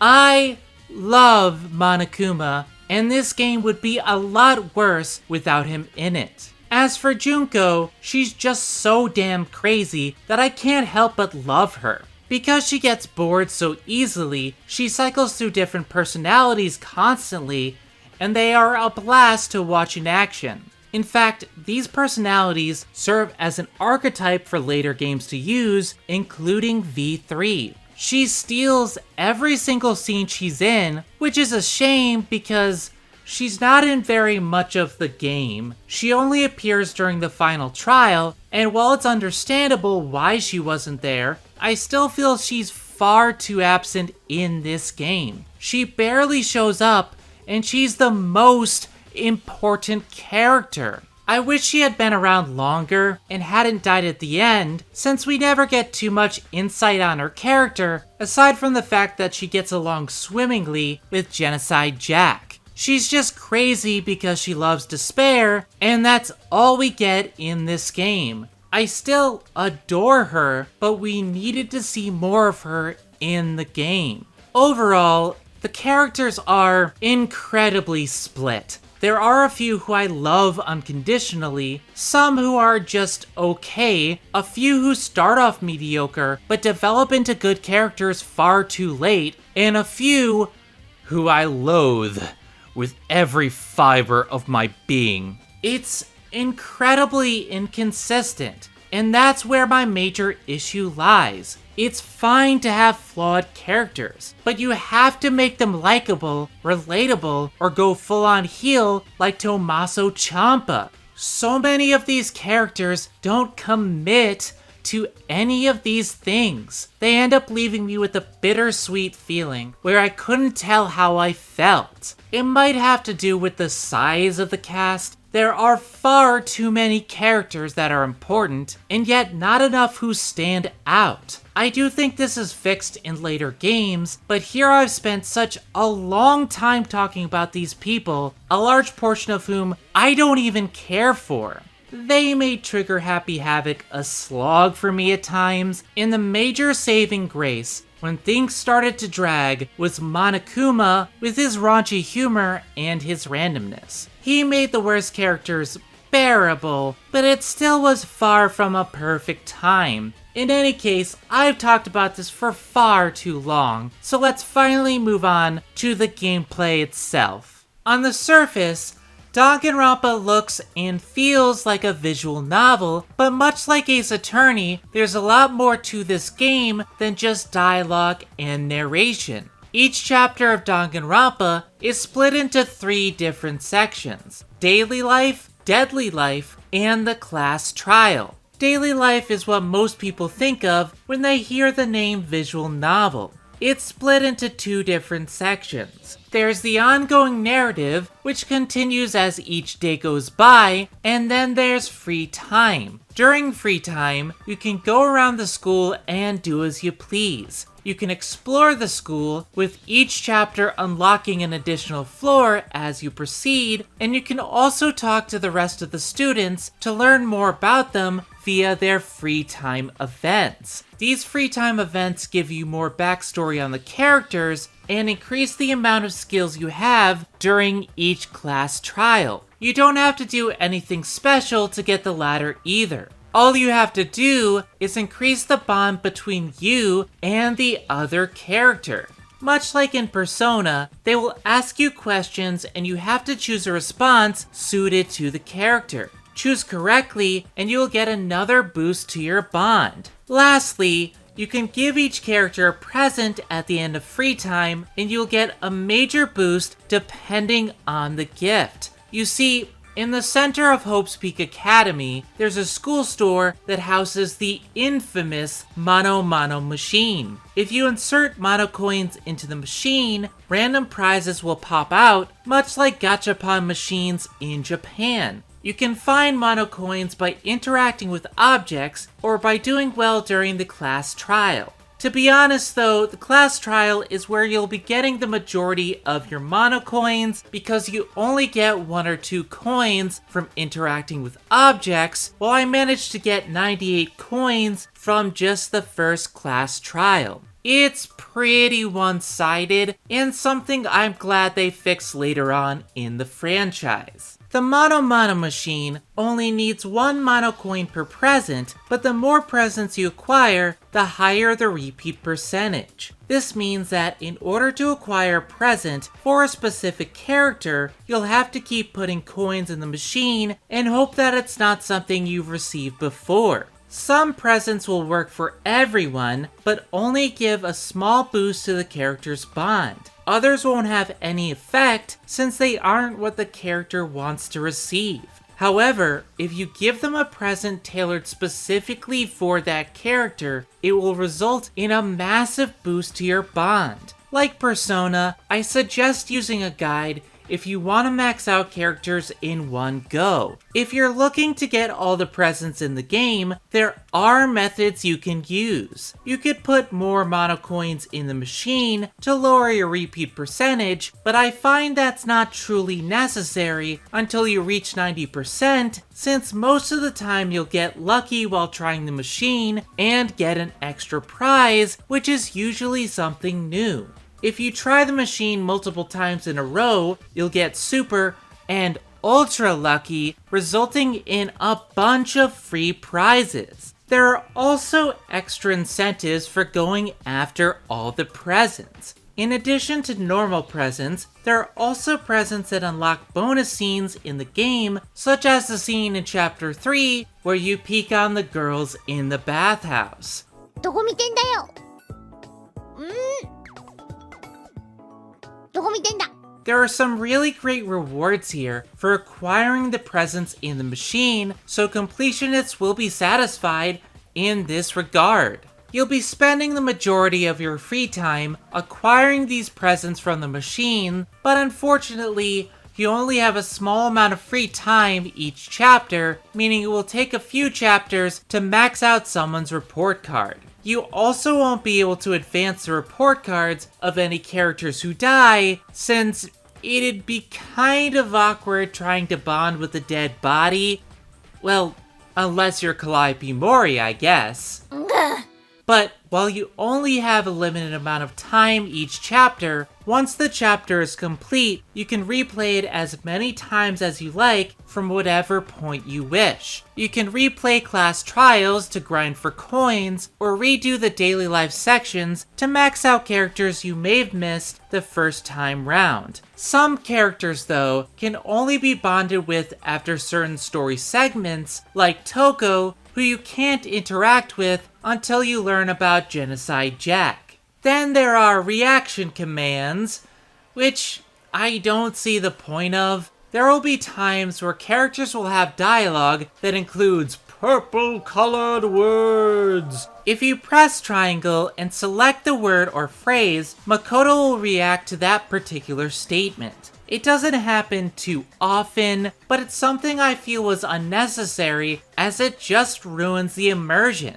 In theory, it's supposed to enhance your feeling of control over the character, but it's so infrequent that it feels jarring, and there isn't any choice in the mechanic anyway.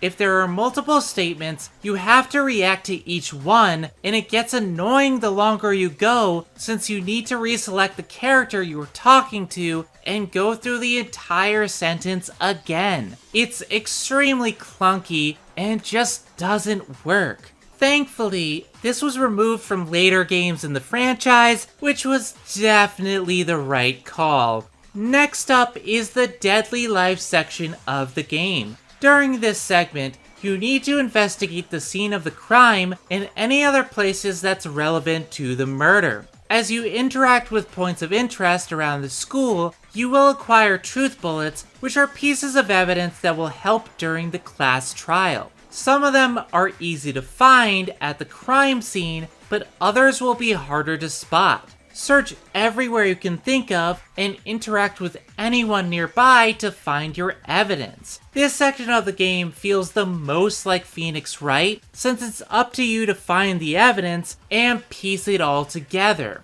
With that being said though, I wish they didn't hold your hand through so much of it. In the first chapter, you're led around to important areas by other characters, so it's impossible to get stuck. I think that's fine since it is the tutorial, but they do it to some extent during the rest of the chapters, and it gets annoying pretty quickly. There's always someone trying to lead you around through parts of it, and it feels extremely condescending.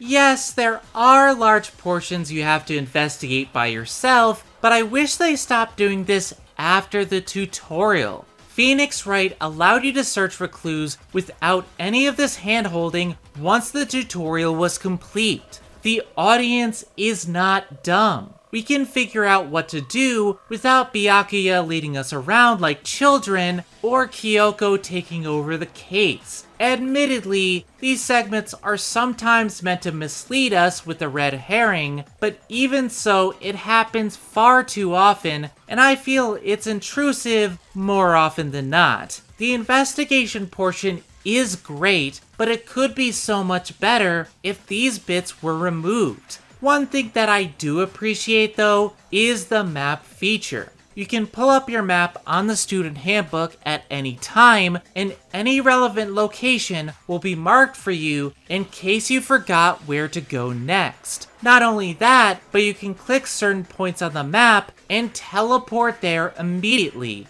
It's a good hint, but it doesn't completely hold your hand like before. Unfortunately, the teleport system doesn't quite work outside of Deadly Life. Sometimes you're allowed to teleport, but other times you can't because of story reasons. It's a shame because otherwise, this feature is really helpful.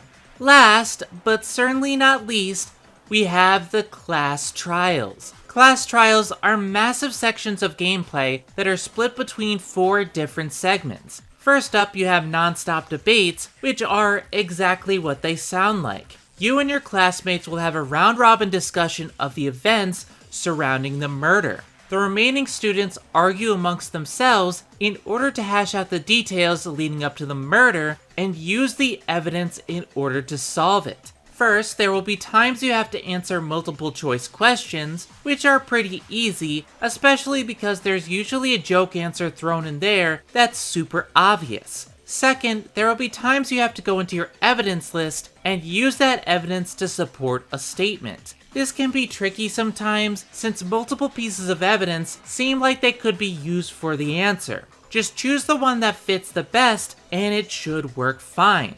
The third and final segment sees one of your classmates make a statement that has some contradiction in it, and you will segue into a heated debate about this point. Each person will state their case, as their words float in the air in white print. Depending on the difficulty, you have anywhere from 3 to 5 bullets to choose from, and a bunch of orange statements to check for contradictions. These are statements that you can shoot with your truth bullets to refute.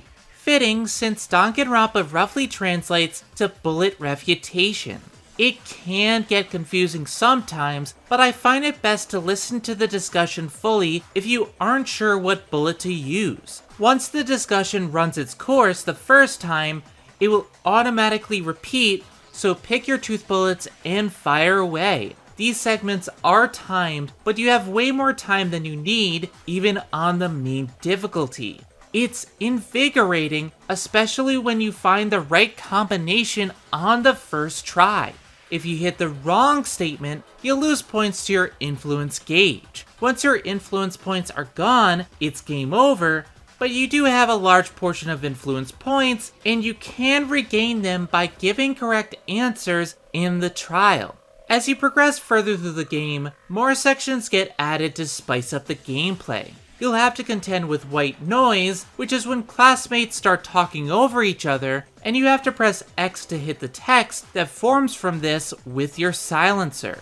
Now, all of this may seem a bit daunting, but you have some helpful tools at your disposal to help reduce the stress. Your focus gauge allows you to concentrate and slow down the speed of the game for a small amount of time by holding the R button. You'll also have access to skills that will greatly help out during non-stop debates. There are skills that auto-target statements for you, increase the focus and influence gauges, decrease the amount of truth bullets you need to choose from, or decrease the amount of statements you need to refute. Skills are extremely helpful in trials, which is why I encourage you to replay free time events and gather as many as you can for future chapters. Non-stop debates are the most fun and hectic parts of the game. Part of me wants to say there's almost too much to keep track of, but it's always insanely fun and challenging. There's a certain thrill in shooting down the correct statements that other games simply don't have. Next up, we have the Hangman's Gambit, which is exactly what it sounds like. The point of this segment is to remember a piece of evidence that you've forgotten, and you will have to shoot down the individual letters in order to form this word.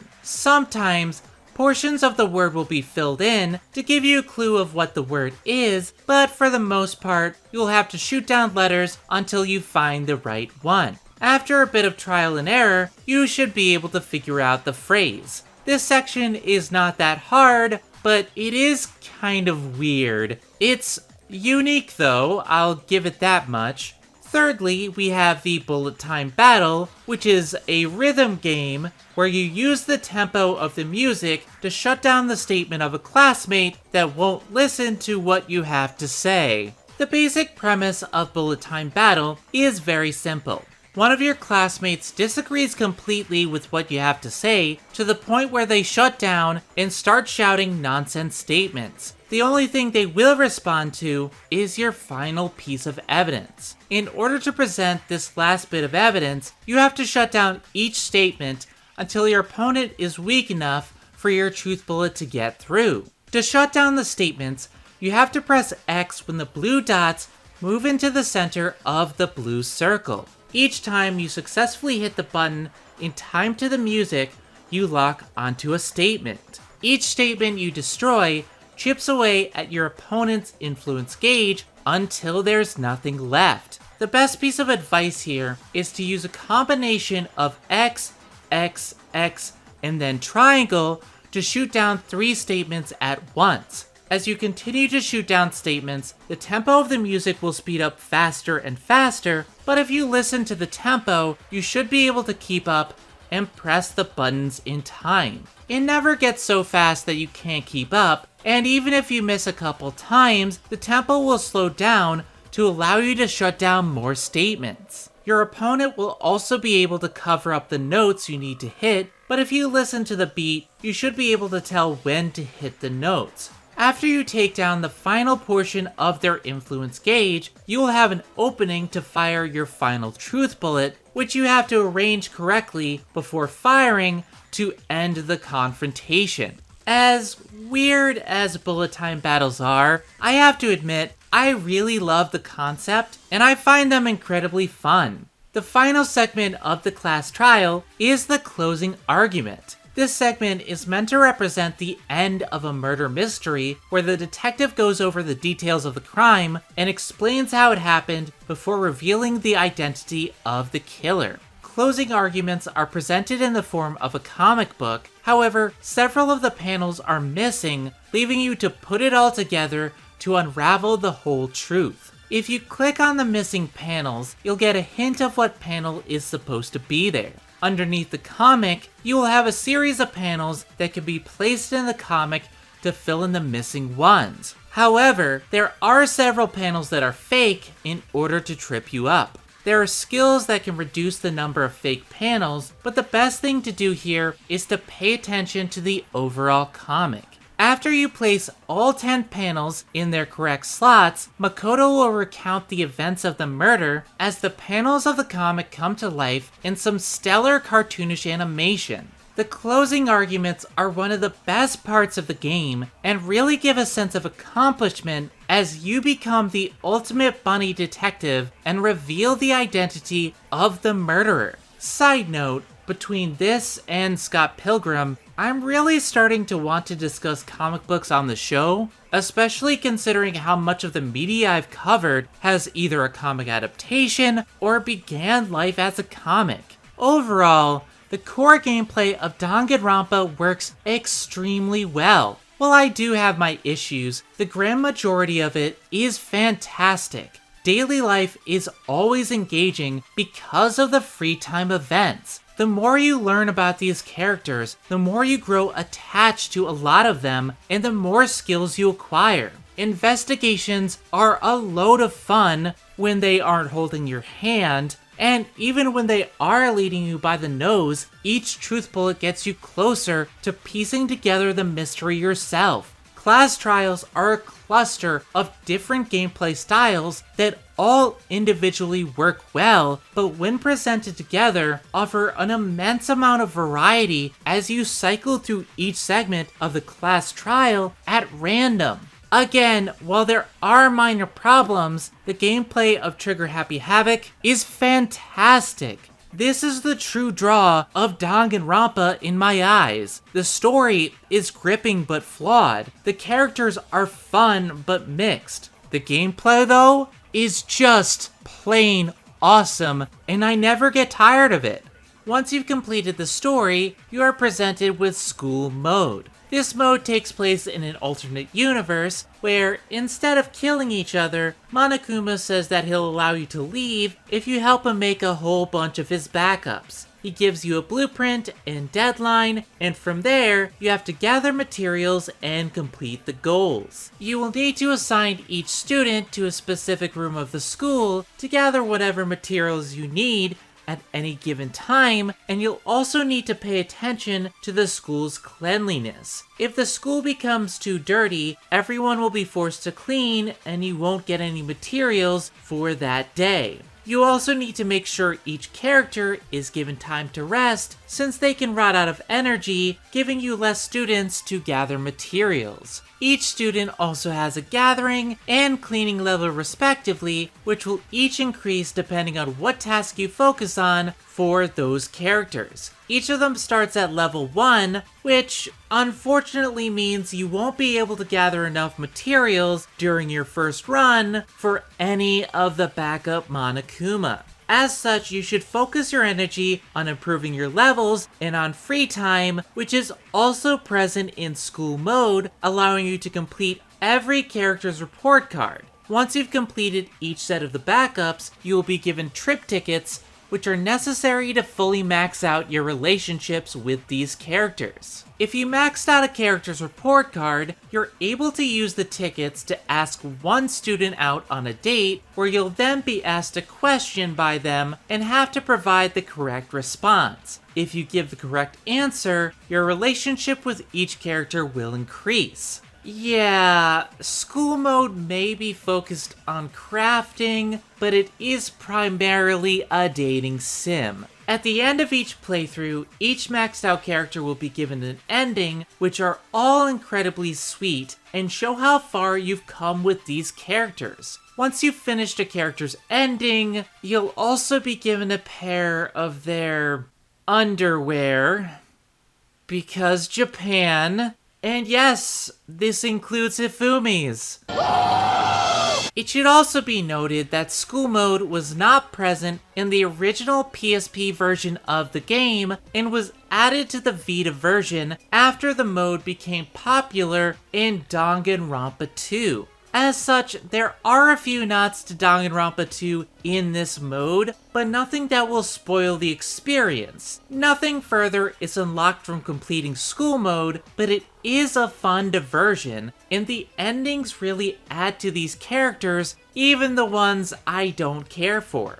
Once you've completed school mode, you should have all of the presents in the game. This will allow you to use mono coins to purchase the event, movie, artwork, and sound galleries. These 4 galleries are well worth the hard work of collecting all of these presents and offer a nice reward for the completionists out there like myself. This is one of those games where I found myself liking it more and more as time went on because the content just keeps coming. There are major problems with the story and characters, yes, but the gameplay delivers and there's a ton of it. Not to mention, the character interaction in school mode adds so much to the characters that I already love. It is highly worth the time you invest into it. If there is one thing Danganronpa 1 excels at above anything else, it's the presentation of the game. Visually, this game is stunning and unique. The character models are striking and make it incredibly easy for the viewer to tell each character apart at a glance. Even if the characters were in silhouette, you'd be able to tell the characters apart from their design alone. Each character has some identifiable feature that you can't forget.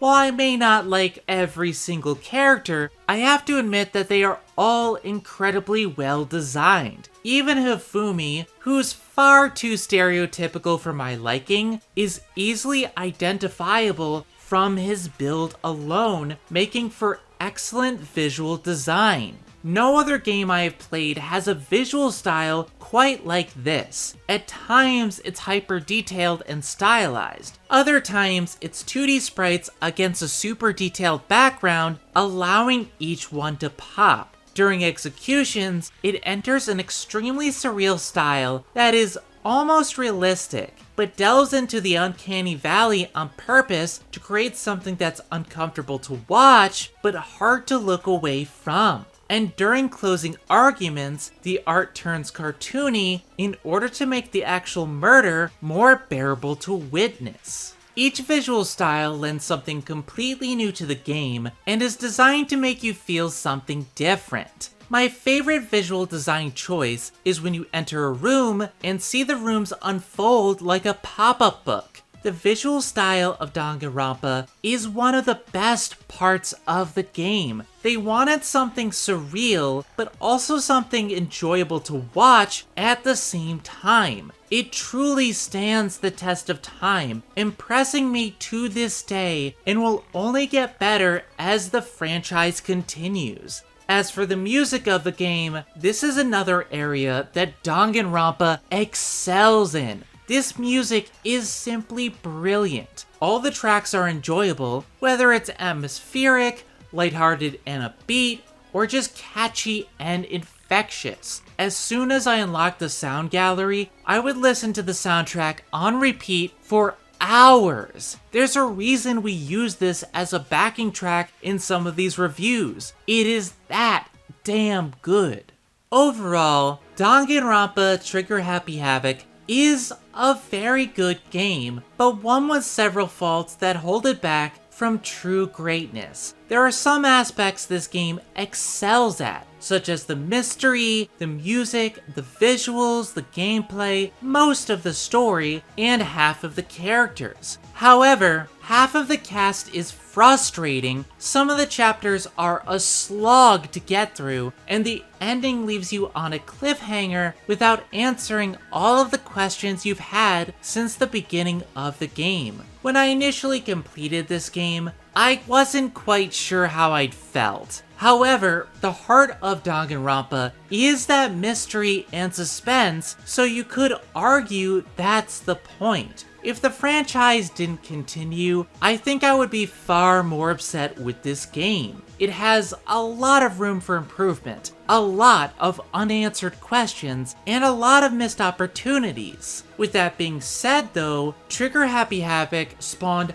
a ton of sequels that all improved upon the core ideas and gameplay of the original game. I look at it as the Crash Bandicoot 1 of the franchise. It has a lot of great concepts and ideas, and the execution is solid. However, they refined these ideas in their sequels to make something truly great. I give Danganronpa Trigger Happy Havoc a Kana stamp of approval plus. I don't think that everyone will be able to get behind the game, especially considering all of the individual issues with story and character, but the more I look at it as the years go by, the more I think this is a worthy game to have in your collection. I think this is a game that benefits from multiple playthroughs and knowing how events unfold later on in the series. I always seem to come back to one simple phrase when it comes to Danganronpa. The series may have its share of problems, but when it's good, it is damn good. In my experience, it is worth playing through the problems to see what this franchise eventually becomes. Now let's answer the ever-important question on this show: should you complete Danganronpa 1? Well, since I've already talked at length about a lot of the completion requirements throughout the review, I won't need to spend too much time here. Overall, I'm honestly a bit torn on this one, and I'll explain why as we discuss the time it takes to fully complete the game. Specifically, the Vita version of the game. The Steam version is basically identical to the Vita version, while the PS4 version has its own issues. You see, when Danganronpa was brought over to the PS4, they packaged it together with Danganronpa 2 and renamed it Danganronpa 1-2 Reload. This resulted in them combining the trophy list for both games, having both share the same platinum trophy in a very weird decision. As such, we'll save 1-2 Reload for a later time, because that is a whole other can of worms. As for the Vita version, the big issue I see when it comes to completion is one of length. I feel that Danganronpa as a game doesn't fully fit on a handheld because of how much time the game takes to complete. The game is designed to be played in bursts since you can save the game at any time, but because the story beats are so engaging, I often found myself playing for 3 or 4 hours when I was initially playing the game on Vita. I gotta say though, holding up a Vita for 4 hours at a time to get through a chapter is simply exhausting, and I would not recommend the Vita version simply because of that. Unlike Ace Attorney, which I feel is better designed for handheld, Danganronpa never really sat right with me as a handheld game because of this length. With that being said, I ended up playing the game on a PlayStation TV, which made it much more comfortable to play since the PS TV is a console version of the Vita, as well as the only way to get Vita footage. Don't get me wrong, I love the Vita, and it's the best system for Japanese imports, but man, is it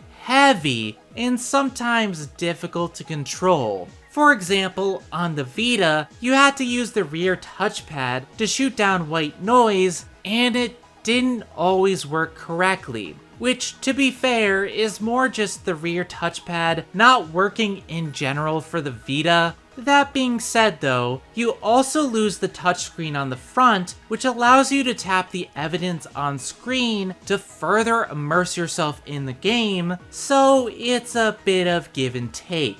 Completion for Danganronpa can be split into 3 different sections. The first section revolves around main story trophies, such as trophies for completing each chapter and the game itself, as well as some easy trophies for completing a class trial without using focus, taking damage, or having to retry any segment of the trial. The latter are easiest to get during Chapter 1, since it's the shortest trial, only has 1 bullet time battle to get through, and you can always restart the trial once you finish if you're having trouble on your first go. The next section consists of report cards and your first playthrough of School Mode. You get a total of 15 trophies for completing each character's report card, 3 additional trophies for increasing your SP, and a trophy for completing School Mode for the first time. Report cards aren't difficult, since even if you didn't grind presents, every character is available during School Mode, which lasts for 50 days, giving you 1 free time event to do per day, aside from Sundays, which gives you 2.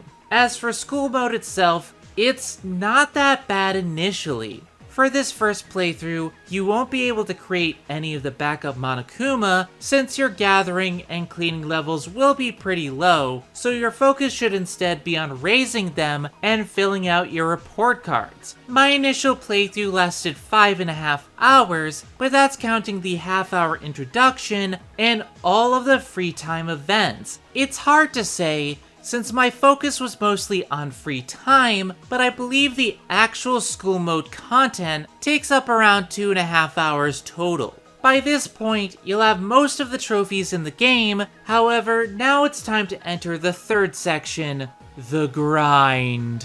It all starts with your second run of School Mode, where in order to see every ending for the next trophy, you need to build a backup Monokuma, grab your tickets, take a student on a date, and converse with them to earn hearts. The problem is, the conversations are chosen at random, and much like Persona, sometimes the best responses don't give you enough affection. Some responses may give you a full heart, while some give you half, and others give you barely anything. You need 10 hearts to max out your affection meter, which is viewable by talking to Monokuma, who I am sadly disappointed you cannot date. This doesn't sound that bad, but believe me, you will be playing School Mode far longer than you'll be enjoying it. It's a shame really, since I like the idea of School Mode, and I do think it's fun at first. The crafting is engaging, the dates are fun, and the character endings give some finality to these stories. But did it have to be so padded? You'd think it'd be easy to max 14 characters out in maybe 2 runs, but that's just not possible. You can plan all you want, but it's gonna take at least 4 to 5 playthroughs, not counting your initial run. The main problem is that maxing out hearts, even with all the best possible answers, doesn't always work out how you plan. Sometimes I get 10 full hearts in 10 days, while other times the game will give me only half-heart answers. As it stands, this mode is padded to hell and back, and took me around 30 to 45 minutes to max out each character. They should have cut the amount of hearts in half and removed the random aspects, which would have fixed my main issues. There are good ideas here, and I love a lot of what this sets out to do, but when I can only max out 4 characters per run, and the hearts and trip tickets don't carry over to the next playthrough, I just go on autopilot. But I couldn't let my guard down because Kana, for some reason, kept trying to unplug my external hard drive while I was gathering footage. I had to redo 45 minutes of the main game because of her, which left me paranoid enough to pay attention to school mode, which kind of made it worse. Then she destroyed the charge port on my computer, delaying this video by another month. I'd be more upset with her, but I really just miss her cuddles. If there's one other good thing I can say about school mode, it's that most of these endings do make the hassle worth it in the end. In particular, Sayaka, Chihiro, Hina, and Mukuro's endings are all fantastic. It's so good to see Mukuro get the development she didn't have in the main game. And it won't end here, given her prominence in Danganronpa If. With Sayaka, we get confirmation that she and Makoto must be psychic since they can see alternate timelines, and for Chihiro, he confesses to Makoto that he's a boy, which moved me to tears given how positive Makoto's reaction was. Meanwhile, Hina's confession of love also got to me because it really does fit with the main campaign and how she reacted during free time events. Also, while I doubt the creators intended to do this, it is quite nice to get something close to polyamorous rep, with Makoto being able to date multiple characters at the same time with everyone consenting. After grinding for the school mode trophy for 10 hours, then it's time for the next grind, presents. You get 3 trophies for grinding the Mono machine for presents. 1 for getting 50 different presents, which roughly equates to 69% in the actual machine. Nice. 1 for using the machine 100 times, and 1 for obtaining all the presents in the game. Thing is, there's more presents in the game than in the actual machine.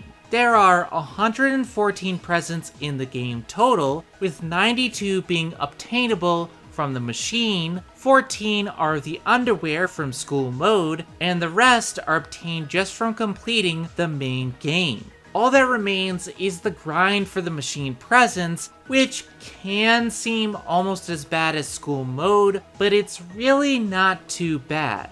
I personally split it up between chapters, putting coins in the machine after each chapter. I was nearly done by the end of chapter 6, so it's just a matter of using the coins I got from school mode to ensure the new presents, nabbing me the trophy on my final school mode run. But wait, it's not over! Nothing is over! There's still a few more trophies left to grind. First, there's the 2 trophies for silencing white noise. The first is for silencing 100 instances of white noise, and the second is for 500. I got the first trophy around the halfway point of the game, and the second not long into cleanup after having finished the game.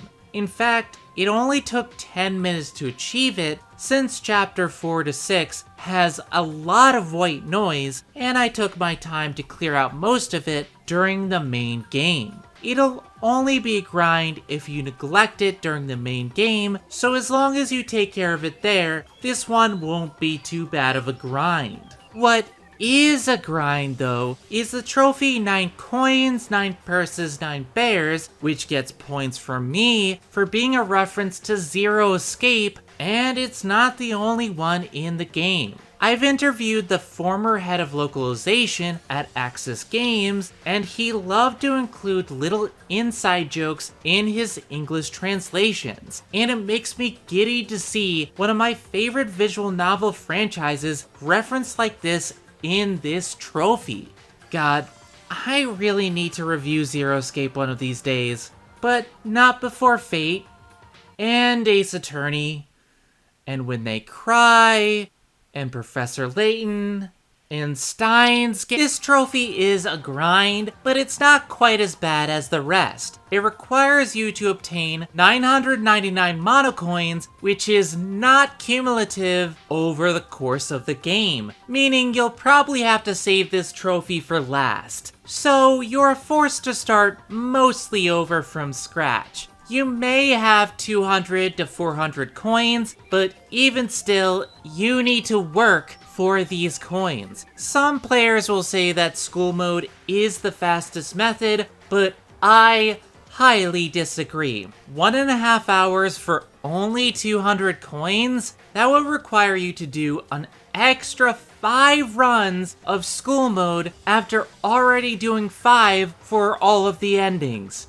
Fuck that noise. The method I used was speedrunning the Chapter 6 trial with the raise skill, which increases your coin earnings. As the longest trial in the game, it gives the best coin payout of around 160 each run, so long as you don't mess up any of the answers, and it only clocks in around 45 minutes per speedrun. That's still 7 speedruns of Chapter 6, which is annoying, but if you save coins from school mode, you can shave 2 runs off of that total and make it a little bit less. And it is still better than going another 5 rounds of school mode. No thanks. Once you've completed the coin grind, you can then use all of them to purchase all of the different items in all of the galleries, which will give you your final trophy. Dear fucking God, this was a long one. Maybe it's because I've technically completed this game 3.5 times now. Once for fun, once for my old review of the game, half for a Let's Play that I need to redo for the future, and once more for this review, but this final completion took a lot out of me. I don't have as much free time as I did back when I first recorded the footage, so my sessions were only 2 hours at most, and it really started to drag when I got to school mode, which took 15.5 hours. The side mode is padded so much that it took half as long to complete as the main game. I honestly didn't mind the cleanup as much, although playing through Chapter 6 so many times did make the impact of the chapter go down just a bit. It can definitely feel a bit draining to keep playing the same chapter over and over for coins, but this is the best method I found. So, to answer the question, should you complete this, when it comes to the Vita version, I'd have to give a giant nope. It is just too much of a grind for a handheld game, and is too tiring to justify the length for a casual player. Now, when it comes to playing the game on a PS or a PC, it's more understandable. Even then, you need to come in prepared for the grind and plan ahead to make sure you can obtain the trophies as efficiently as possible. Otherwise, you might as well just add another 10 hours to your playthrough. So, for these versions, my verdict is a very firm maybe. If you have the time and want to see what the game has to offer, by all means go for it. None of these trophies are hard, like some games we'll get to in the future, or luck-based like Monster Prom was. They just take time, so if you have the comfort of a controller, PlayStation TV, or PC to work with, and spread the game out over several months, I think it's doable. Danganronpa Trigger Happy Havoc was originally only available in English on the PlayStation Vita, a version that's now rather expensive online. Seriously, one listing on Amazon had it at $150. That's insane and super not worth it. I only covered it for this video since it was the way I originally experienced the game, but at this point, I would just recommend you play any of the other versions. It's also available on Steam, iOS, and PlayStation 4, with the Steam version having the same trophies as the Vita version, so everything regarding completion applies there as well. We'll get to the PlayStation 4 version in the future, but my money is on the Steam version for most people. This version is $20 by itself, or $35 packed with Danganronpa 2, which is a really great deal. Or, if you can read Japanese, you can still find the original PlayStation Portable version of the game online for around $45, which is something I desperately need to put in my collection. In any case, I'm Zenith Warrior Princess, the cutest of buns, and I will see you all next time. Hopefully. If you like what you see, don't forget to like, comment, and subscribe so that you too can join the Bun Squad, my legion of cute, fluffy bunnies that enjoy my videos. And while you're here, please consider supporting me on Patreon. Special thanks to Victory Buster, Troy Lundquist, Raichu Overlord Ben, James Bevan, and Seraphim for supporting the channel already. Another reminder that if you donate $20, you'll have a chance to request a movie, game, or anime of your choosing for me to review on the Bun Squad. And as always, don't forget to hit that bell so that you can get notified of every new Bun Squad video. Have a good one, everybody! Okay, Monokuma, I've done your stupid review. Are you happy now? Happy? Happy? What do you think, you small-minded little princess? I'm freaking ecstatic! I'm over the moon! My head is up in the clouds and I ain't coming down anytime soon. To see such praise for my game fills me with all the hope and despair I could ever wish for. So, does that mean you'll let me go already? I mean, please? Let you go? Why, perish the thought. Why would I let you leave when there are so many more games to cover? I have so many emotions to flip through, so many instances of despair to enjoy. You'll leave when I say you can leave. The cafeteria is open for now. I suggest you eat and build up your energy. Wouldn't want you dying on us before the trial begins. Okay, wait, hold up. I know what series you're from, but what trial? There's nobody else here. You can't try me for murder if I haven't committed one. Oh, but you have. I think you just need to do a little digging into your past. Why don't you continue writing that letter, Zenith? Pick up where you left off. I'm sure something will jog your memory sooner or later. I hate you with every fiber of my being. But harming you won't help me get out of here. I played these games long enough to know that. Oh, I'll eat your food and write that letter. But I want you to know, I'm doing this for me and for David, not for you. Oh, of course. Tell David I said hello. I'm sure he'll remember what you've forgotten. Until next time, toodles, little princess.